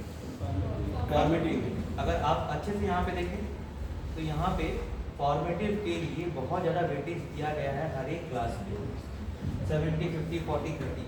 अगर बच्चा अच्छे से एक्टिविटी ही कर ले तो he can score more compare to the other बाकी सारी चीज़ें। बाकी चल के आगे चल के फॉर्मेटिव का मार्क्स भले ही कम हो, बट बच्चा अच्छा खासा स्कोर कर सकता है वहाँ पे। इसलिए HPC का एक्टिविटी को बहुत ज़्यादा इंपॉर्टेंस दिया गया है NEP। तो this is the end of the preparatory stage also. इसका भी एग्जाम्पल अलग से है, इसका भी हाउ टू फील वाला करके यहाँ पे दिया है। अब ये सारी चीज़ें आपको कहाँ मिलेंगी, कहाँ अवेलेबल है, मैं वो थोड़ा आपको दिखाता हूँ। आप इसका स्टेप नोट डाउन कर सकते हैं, या तो फिर इसको मैं आपको लिंक भी शेयर कर दूँगा, इवन ये भी ग्रुप में डाल दूँगा। ज़्यादा हो गया ना? एक्चुअली सर इसमें देखा जाए तो जो पीटी टीचर्स है, वोकेशनल टीचर्स है, उनको भी सबको काम है, सबको। उनको इन्वॉल्व करना है, जिनको बैठा बैठा के अब बैठे बैठे कोई नहीं खाने वाला, सबको काम है। देखा, जैसा आप लैंग्वेज का भरेंगे वैसा पीटी टीचर भी भरेगा। तो ये उसका जिम्मेदारी होगा रूब्रिक मास्टर रूब्रिक भर के देना कि उसने कैसे जज किया बच्चा। ये तो पहले शक्ल देख के मोटा है तो दौड़ नहीं सकता, ठीक है, पतला है तो दूर दौड़ेगा, वैसे ग्रेड नहीं होगा। अब देखिए इसमें जाएंगे ncrt.nic.in पे। तो जब NCERT का पेज ये कहाँ, ये सारे कंटेंट आपको कहाँ मिलेंगे? जब ncert.nic.in पे जाओगे तो यहाँ पे आपको कंस्टिट्यूट एंड डिपार्टमेंट मिलेगा। इस पे एंड पे देखेंगे आप तो परख है, यही है मेन, मैंने नाम रखा परख, performance assessment review and analysis of knowledge holistic development, ना बड़ा नाम। अब उस पे एक्टिविटीज, अब एक्टिविटीज में नीचे जाएंगे तो HPC होलिस्टिक प्रोग्रेस कार्ड। अब जितना कहानी मैं बता रहा हूँ कहीं से मैं अलग से बना के नहीं लाया, यहीं से सब चोरी करके लाया, तो यहाँ पे सब मिल जाएगा। Holistic progress card foundational stage, और उसके नीचे दिया है अंडरस्टैंड द HPC, मतलब कैसे भरा जाए।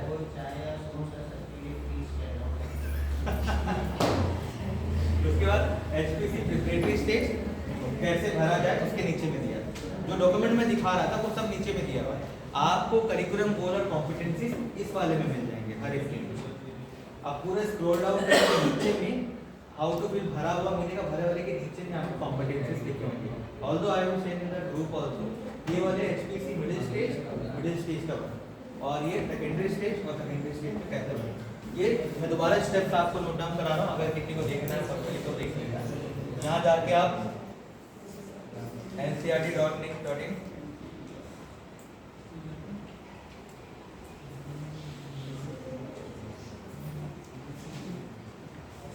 आप यहाँ जाओगे NCERT का वेबसाइट पे, उसके बाद यहाँ पे आप कंस्टिट्यूएंट एंड डिपार्टमेंट में जाएंगे, देन उसके बाद आप परख में जाएंगे, परख में जाने के बाद एक्टिविटीज़ में जाएंगे, उसके बाद HPC पे जाएंगे। HPC पे आपको सब मिल जाएगा। बट मैंने एक और चीज़ आपको दिखाया था जहाँ पे उस PDF में बताया गया था कहाँ पे किस हिसाब से काम हुआ है, उसको देखने के लिए आपको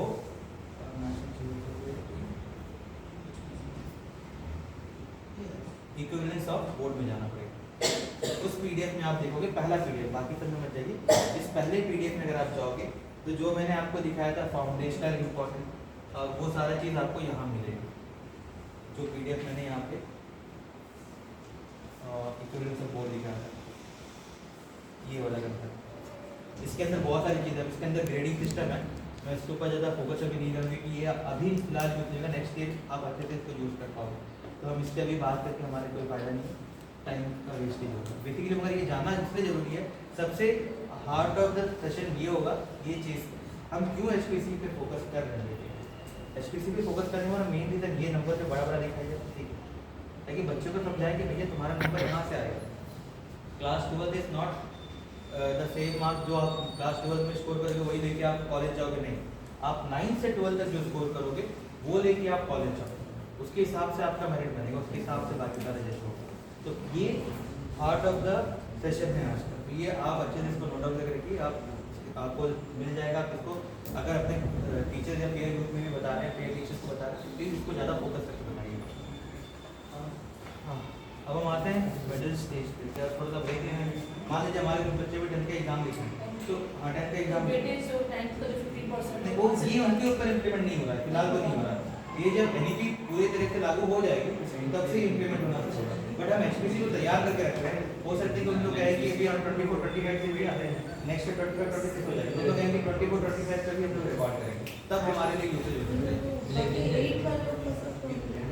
वही सेम इसका अभी 8 वाला भी शुरू इसी सेशन से भरा सभी का मैम क्लास बाल वाटिका से लेकर 12th तक कभी भरा जाएगा, इवन 12th वाला पास करके निकल भी जाएगा, इम्प्लीमेंट अभी नहीं होगा उसमें। नहीं इम्प्लीमेंट नहीं होगा, ये मगर भर के देना होगा।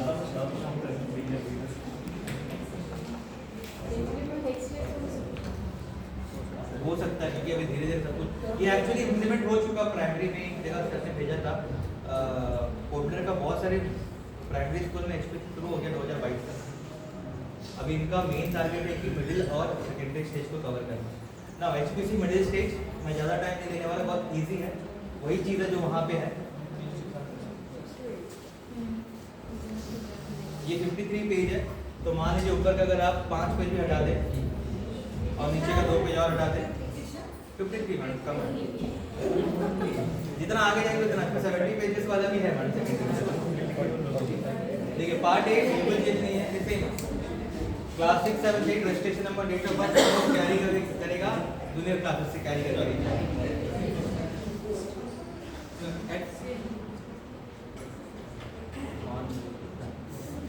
ये अटेंडेंस है, फिर उसके बाद पार्ट ये थोड़ा हटेगा। आई लिव विथ माई, अब यहाँ पे तुम क्या पसंद करते हो सब नहीं वाला पार्ट में। I live with my family, my stay at कहाँ, वो सब अपना कहानी सुनते। ये तो बच्चा अपने खुद से लिख पाएगा, ये आपको भर के देने की जरूरत ही नहीं। ये सारे बच्चे को ऐसा हम लोग भी नहीं बोल पाए, भरने की जरूरत ही नहीं है। यहाँ पे नेम, वो अपना नाम खुद लिखेगा अपने राइटिंग पे। I feel proud of my self when, तो अपने आप को कब प्राउड फील करता है। आई केयर अबाउट अदर्स, कब किसी का केयर करता है। यहाँ पे थोड़ा चेंज हो, वहाँ पे उसका एम्बिशन या गोल था, यहाँ पे दो है, माई academic goal, my personal goal, ये दो अलग अलग गोल है। अब बच्चा इतना तो स्टेज में समझ जाता है कि अब मेरे को पढ़ाई में नंबर्स चाहिए। 6 7 8 में बच्चा को पता लगता है कि मेरे को नंबर चाहिए, क्योंकि कॉम्पिटिशन आती है, अब मैं उससे फर्स्ट आना, उससे सेकंड आना, वैसा वैसा। तो the goal is important to me, because ये गोल उसके लिए क्यों इंपॉर्टेंट हो सकता है। बोले कि मेरे को उसको नीचे दिखाना, वो लिख दे because I want to be get more marks from my friend, या तो कुछ और मेरे को ये बनना है, कोई कहानी झूठ लिख दे, तो I will reach this goal. वो गोल पहुंचने के लिए वो क्या क्या करेगा, अब पता है वो अपने से नहीं लिखेगा, आपको समझाना पड़ेगा उसके लिए चीज़ कि क्या है, तुम कैसे। अगर बोले कि मेरे को ये गोल अचीव है, एकेडमिक गोल मेरा ये है कि मेरे को क्लास में फर्स्ट आना है, फर्स्ट आने के लिए 2 स्टेप मेरे को क्या करना पड़ेगा, अच्छे से पढ़ना पड़ेगा और बच्चों टीचर्स की बात को सुनना पड़ेगा और रीड करना पड़ेगा। वो 2 स्टेप समझो उसके लिए हो सकते हैं। हर बच्चों का अलग अलग गोल, अलग अलग step. My goal is important to me because personal goal, वो यहाँ लिखेगा पर्सनल गोल, और उसको पहुँचने के लिए वो क्या करेगा। यहाँ पे गोल पे फोकस किया गया, आगे जाके उसका चेंज हो जाएगा पूरा का पूरा कंसेप्ट। अब देखिए यहाँ पे आपको भरने के लिए सिर्फ जो मैंने इससे पहले बताया था एक्टिविटी कॉम्पिटेंसीज वाला, और आपको क्या करना है, सॉरी एक्टिविटीज बनाना है, अच्छा क्वेश्चन बनाना है और रूब्रिक्स करना है और फीडबैक। आपको ये 3 या 4 पॉइंट ही कंप्लीट करने हैं, बाकी सारे पॉइंट कंप्लीट करेंगे उनके पेयर, बाकी सारे पॉइंट कंप्लीट करेंगे उनके पेरेंट्स, और बाकी सारे वो खुद कंप्लीट करेंगे। तो इसमें हमें लगता पेजेस ज़्यादा है, करना हमें कम है एक्चुअली अगर देखा जाए, अगर बच्चे सब अच्छे हो तो, बट कुछ बच्चों को हमें तो हेल्प करनी होगी सबके लिए। My learning, 3 new thing I learn at school, वो 3 नई चीज़ जो मैं स्कूल में सीखना चाहता हूँ, और 3 नई चीज़ जो मैं स्कूल से बाहर सीखूंगा या सीखने वाला हाँ सीख चुका हूँ। आई लर्न ऑलरेडी सीख चुका जो स्कूल में सीखा है।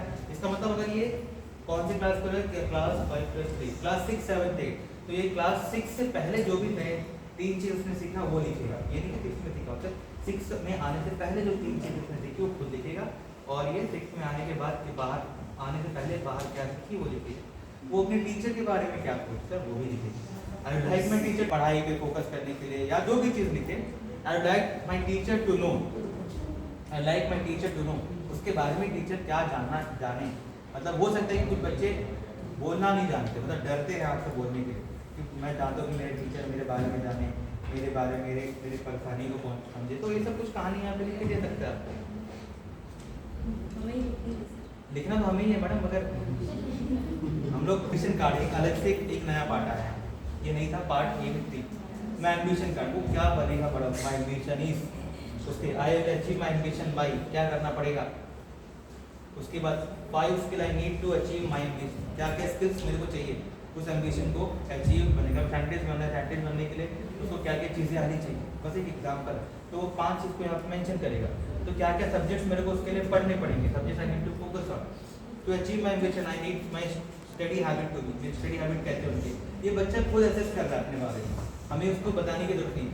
इस स्टेज में बच्चे के अंदर इतना अंडरस्टैंडिंग आ जाए तो खुद से करना शुरू कर देते। I will take guidance from dash to achieve my ambition. ये सब खुद ही भरे और आपको बस एक बार रीड करके उसको गो थ्रू करके समझाना पड़ेगा। ये again parent teacher partnership card आके वहाँ पे सिर्फ पेरेंट फीडबैक था, यहाँ पे थोड़ा नाम बदल दिया पेरेंट टीचर पार्टनरशिप कार्ड। वो सेम उसी में टिक करेंगे घर पे क्या क्या वो प्रोवाइड कर रहे हैं। Understanding my of my child, again वही यहाँ पे क्या करेंगे सर्कल कर देंगे पाए। My child is motivated to learn and engage with new concept at school. Yes, sometimes no, not sure. बस गोल करने वाली काम है। हो सकता है कि पेरेंट्स को इंग्लिश ना है, तो आप अगेन इसको भरवाने के लिए आप जैसे मैडम ने कहा आप एक दिन बुलाएंगे पूरे सबको बुला के एक समझाएंगे, उसके बाद उसको गोल करवाएंगे। तो एक दिन का टास्क आपका और बढ़ गया इसमें। At school my child need support with क्या सपोर्ट, ये लैंग्वेज R1, R2, R3 ये तीनों रीजनल लैंग्वेज के बारे में बताया गया है। तो बेसिकली लैंग्वेज क्या क्या है उसके बारे में टिक करेंगे, मैथमेटिक्स, साइंस, सोशल जो भी है। हो सकता है कि बच्चे मल्टीपल चीज़ों में आप टिक करें, सारे नंबर्स में आप टिक करेंगे। Based on my discussion with the teacher I support my child at home. अब मान लें आपने पेरेंट्स को बुलाया, भरवाया, उसके बाद आप उसको पूछ रहे हैं कि इसके हिसाब से मैंने टीचर से बात की, अब मेरे को पेरेंट्स लिखे कि मेरे को बच्चे को क्या हेल्प देना चाहिए, वो यहाँ पे पेरेंट लिखेंगे। पार्ट बी अगेन सेम चीज जो वहाँ पे था, जब हमारा प्रिपरेटरी स्टेज पे था। लैंग्वेज थोड़ा सा इसमें चेंज किया गया है, यहाँ पे एक्टिविटी का थोड़ा सा चेंज किया गया है।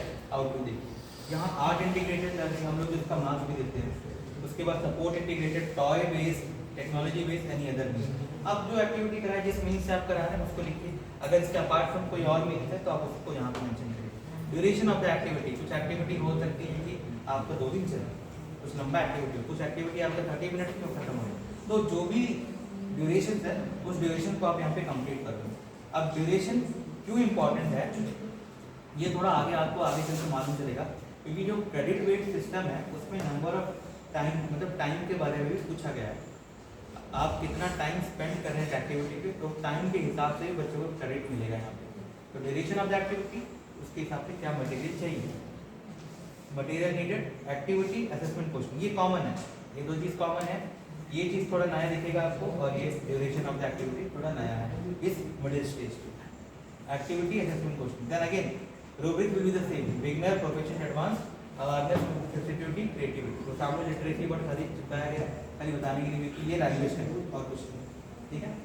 बस सेम चीज़ होगा इसमें, आपको एक मास्टर रूब्रिक बना के रख लेना है। अगेन उसके बाद जब बच्चों का इंडिविजुअल भरोगे तो आप सिर्फ टिक करोगे उस पर। देन उसके बाद स्टूडेंट सेल्फ रिफ्लेक्शन, स्टूडेंट अपने बारे में सेल्फ रिफ्लेक्ट करेंगे। अब ये वाला पार्ट थोड़ा सा देखना, माई प्रोग्रेस ग्रेड थोड़ा सा इसमें नया है जिस पे आपको फोकस करना है। मैडम वो रजिस्टर्ड नाम लिखा वाला हो गया खत्म, सबने लिख दिया, सबने लिख दिया क्या?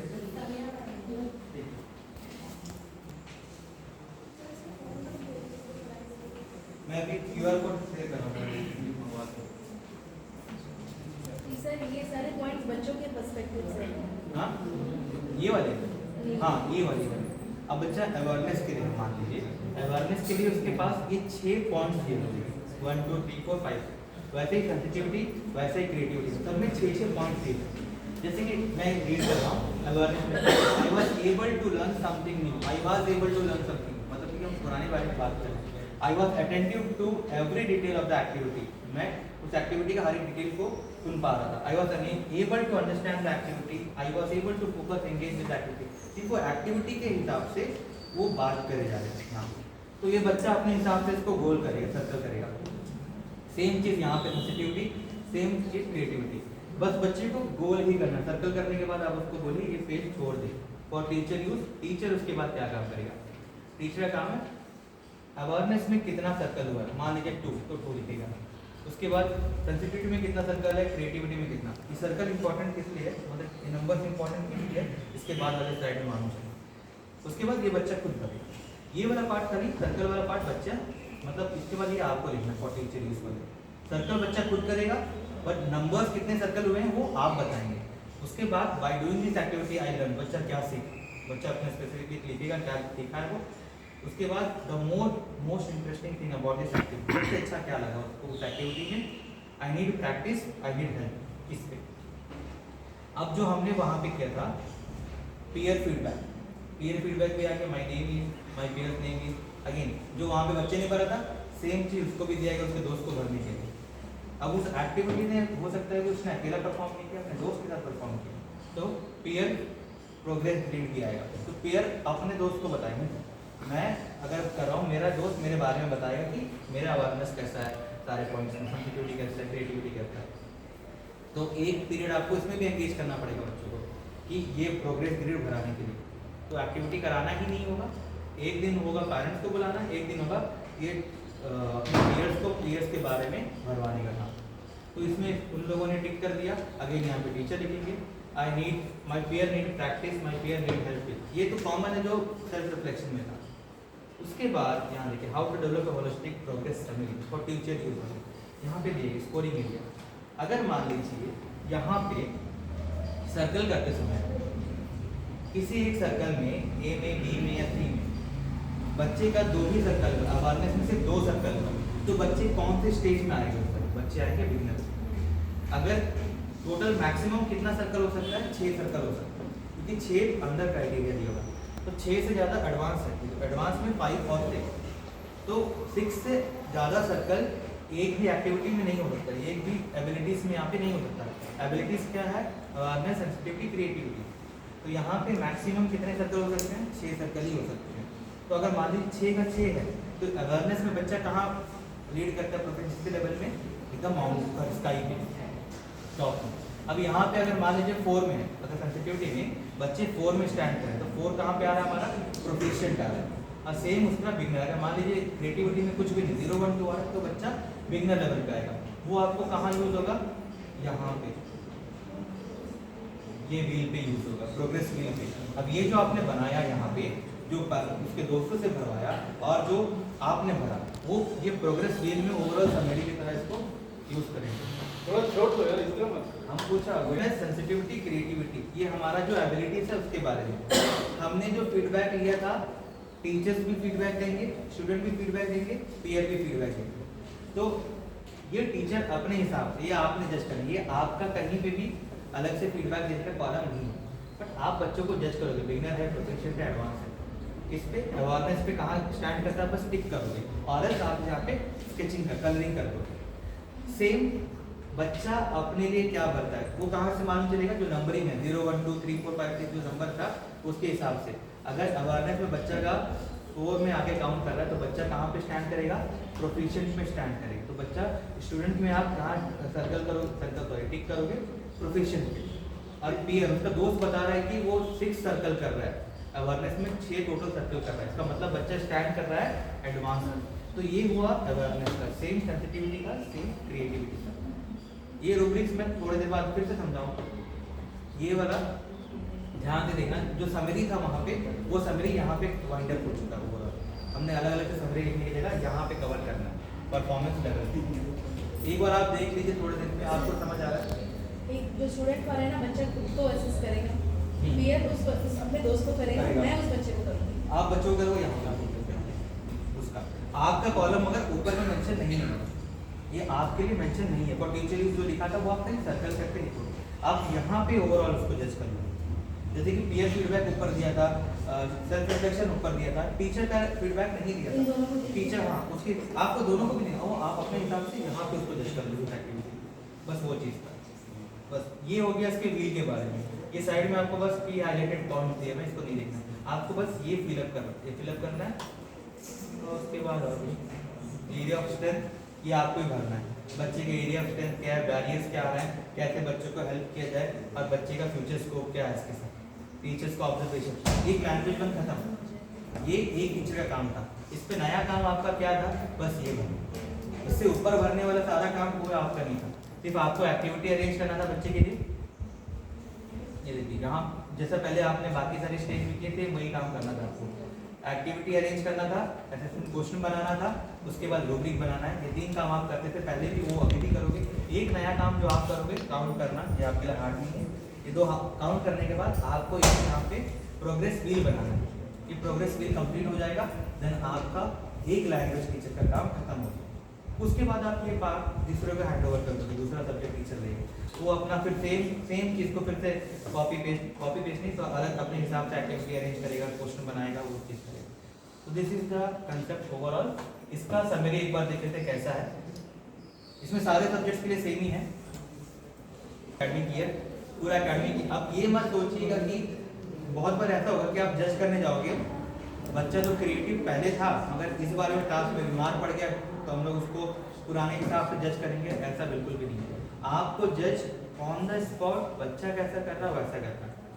आप उसका बीमारी या आप पहले अच्छा था अभी बेकार हो गया, किसी टीचर को बुलाया जो भी करा वो सब चीज़ को आप नहीं नोट डाउन नहीं करेंगे। आप सिर्फ देखेंगे कि उस समय बच्चा कैसा परफॉर्म कर रहा है, आप उसका पुराना रिफ्लेक्शंस को नहीं देखेंगे, ऑन द स्पॉट जो रिफ्लेक्ट कर रहा है उस पर ही जज करेंगे। सेम चीज़ वैसे जैसा पहले था, language 1 language 2 mathematics science social science, then additional art education, physical education, vocational education overall लिखेंगे और ये खत्म हो गया। तो पर मैं खाली इसको ज़्यादा नहीं समझाऊंगा, फिर आप लोग भी 2 हटा दें या यहाँ पे 4 7 6 हटा दें। 46 पेजेस का रिपोर्ट कार्ड है सेकेंडरी स्टेज का। यहाँ सब्जेक्ट वाइज नहीं है, आगे यहाँ पे अलग अलग आपको कंसेप्ट मिलेंगे, जैसे कि पार्ट ए कॉमन नहीं बताने वाला उसको यहाँ पे टिक करेगा कलर्स में। My teacher thought my effort last year है, टीचर के हिसाब से वो सोचता है कि टीचर के हिसाब से उसका एफर्ट कैसा है, वो अपना बताएगा और टीचर के हिसाब से कहता है। This year I will try new things like, वो सब कहानी लिखेगा। My career aspiration is are, वहाँ एस्पिरेशन हो गया, वहाँ गोल था, एकेडमिक गोल था, करियर गोल था, एस्पिरेशन में आ गया तो बिल्कुल my aspiration I need to. अब उसके बाद my goal in school last year was, क्या गोल था मेरा, अब नया गोल मेरा, अब वो गोल मेरे लिए वो गोल कंप्लीट हुआ या नहीं हुआ, वो गोल कंप्लीट करने वो गोल मेरे लिए क्यों इम्पोर्टेंट था वो लिखना है। अब वो गोल अचीव करने के लिए मेरे को 1 हफ्ते में क्या करना है, 6 वीक में क्या करना है, 6 महीने में क्या करना है वो लिखना है। क्या क्या चीज़ें चाहिए मेरे को अपने गोल को कंप्लीट करने के लिए, ये तो कहानी बच्चे लिखेंगे, ये भी गोल के बारे में बात हो रही है। मेरे को टीचर से कैसा सपोर्ट चाहिए, मुझे पेरेंट्स से कैसा सपोर्ट चाहिए, वो सारी कहानी ये बच्चे पे लाइन पे। टीचर का काम जो है मैं वो दिखा रहा हूँ, टाइम मैनेजमेंट वाला ये भी बच्चा खुद करेगा, ये भी आपको नहीं करना है। इसलिए जो सेकेंडरी स्टेज में है पेजेस ज़्यादा है बट लगेगा आपको बहुत काम है, बट काम आपके लिए बहुत ज़्यादा कम है। देखिए एक टाइम मैनेजमेंट शेड्यूल बच्चे के लिए स्पेशली बनाया गया कि बच्चा टाइम अपना कैसा मैनेज कर रहा है। I like following schedule daily sometime usually almost, बस टिक करेगा वो अपना टाइम मैनेज कर पा रहा है कि नहीं, लास्ट मिनट में काम कर रहा है या कैसा कर रहा है, वो कोई टास्क डिसाइड करने के लिए फर्स्ट हो रहा है, मतलब पहले कर रहा है या नहीं कर रहा है, वो बच्चा अपने हिसाब से टिक करेगा। माई टाइमिंग हैबिट, जैसे कि what time of the day is best for you to study, पढ़ने के लिए कौन सा टाइम बेस्ट है, टू प्ले और टू एक्सरसाइज, टू रिलैक्स, ये सारा बच्चा अपना टाइमिंग हैबिट के बारे में बताता है। मान लीजिए 3 o'clock को बच्चा उठ रहा है, 3 बजे उठेगा नहीं पढ़ने, 4 बजे उठ रहा है मान लीजिए पढ़ने के लिए, तो यहाँ पे लिखेगा वेकअप एट 4 o'clock, बस वेकअप लिखेगा यहाँ पे। जैसे 6 o'clock फ्रेश अप, या उसके बाद अगर मान लीजिए फिर 8 o'clock स्कूल टाइमिंग, तो उसके बाद 3 o'clock स्कूल टाइमिंग एंड, उसके बाद पीएम पे भी आ गए, एएम वाला बात हो फिर पीएम वाला, फिर बच्चा एक टाइम पे क्या कर रहा है, बच्चा अपना टाइम मैप खुद बनाएगा। यहाँ पे इतना बच्चा कर ले तो बहुत बढ़िया बात है, मगर नहीं कर पा रहा तो ठीक है, वो आप बच्चे को मगर ये टाइम मैप पे खुद से अपना सेशन को कंप्लीट करना है। एएम जैसे कि बच्चा 4 बजे उठता है तो यहाँ लिखेगा वेकअप एट, बस वेकअप लिखेगा यहाँ पे, 6 o'clock फ्रेश अप लिखेगा, 8 o'clock गोइंग टू स्कूल, ये अपना टाइम फ्रेम में क्या काम कर रहा है जरूरी नहीं, मतलब जो एक्टिविटी सब कर रहा है, ऊपर ऑलरेडी एक्टिविटीज मेंशन है, देखिए ऊपर ऑलरेडी एक्टिविटीज मेंशन है, रिलैक्स करने का कब टाइम है, वेलबींग का कब टाइम है, ऑलरेडी मेंशन है। देन उसके बाद पार्ट ए जनरल एजुकेशन, मतलब मास्टर के लिए वोकेशनल फुल टाइम, उसके बाद क्या है बच्चा कैसा पढ़ना चाहता है, कैसा पढ़ना नहीं चाहता, बच्चा कॉलेज जाना चाहता है, वोकेशनल एजुकेशन देखना चाहता है, ओके, 10 वो कहाँ देखता है वो भी यहाँ पे। Let's imagine your future self 10 years from now, 10 साल बाद बच्चे कहाँ पे हैं,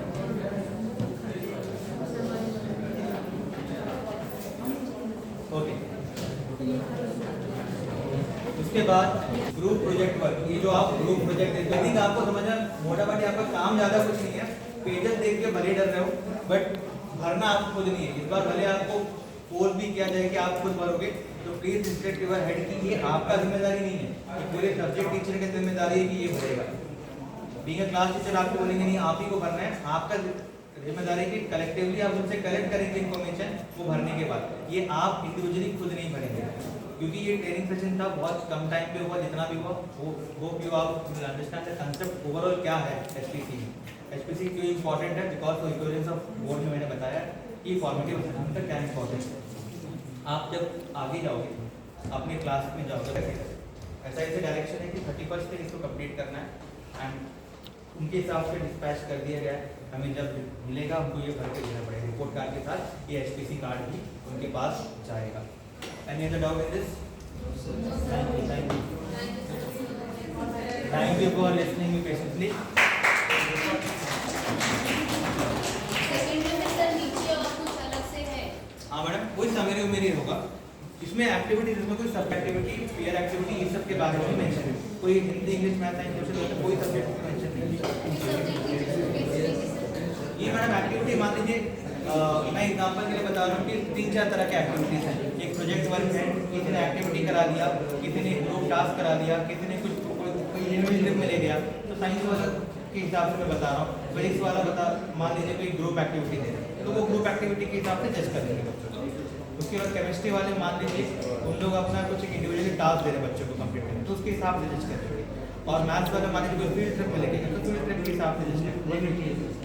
इस बारे में एट द एंड में फॉर्मेटिव को थोड़ा कम वेटेज 30% वेटेज दिए, क्योंकि इनका सबमिटिव में ज़्यादा वेटेज है इस वजह से। एक क्यूआर कोड आ रहा है, उसके बाद मैं आपको गिविंग दिस क्यूआर कोड मैं आपको भेज रहा हूँ। ये क्यूआर कोड से क्या करेंगे कि ये आप जाके जो आप लोग आए हो, मैं अभी जो भी डेटा है मैं आपको ग्रुप में भेज दूँगा, तो आप उस ग्रुप में एडअप हो जाएंगे और उसमें जो भी स्टडी मटेरियल्स होगा वो आपने अगेन अपने स्कूल्स पे जाके अपने टीचर्स को शेयर करिए और उनको बताइए इस चीज़ को। For the session, hope you enjoyed the session. Thank you.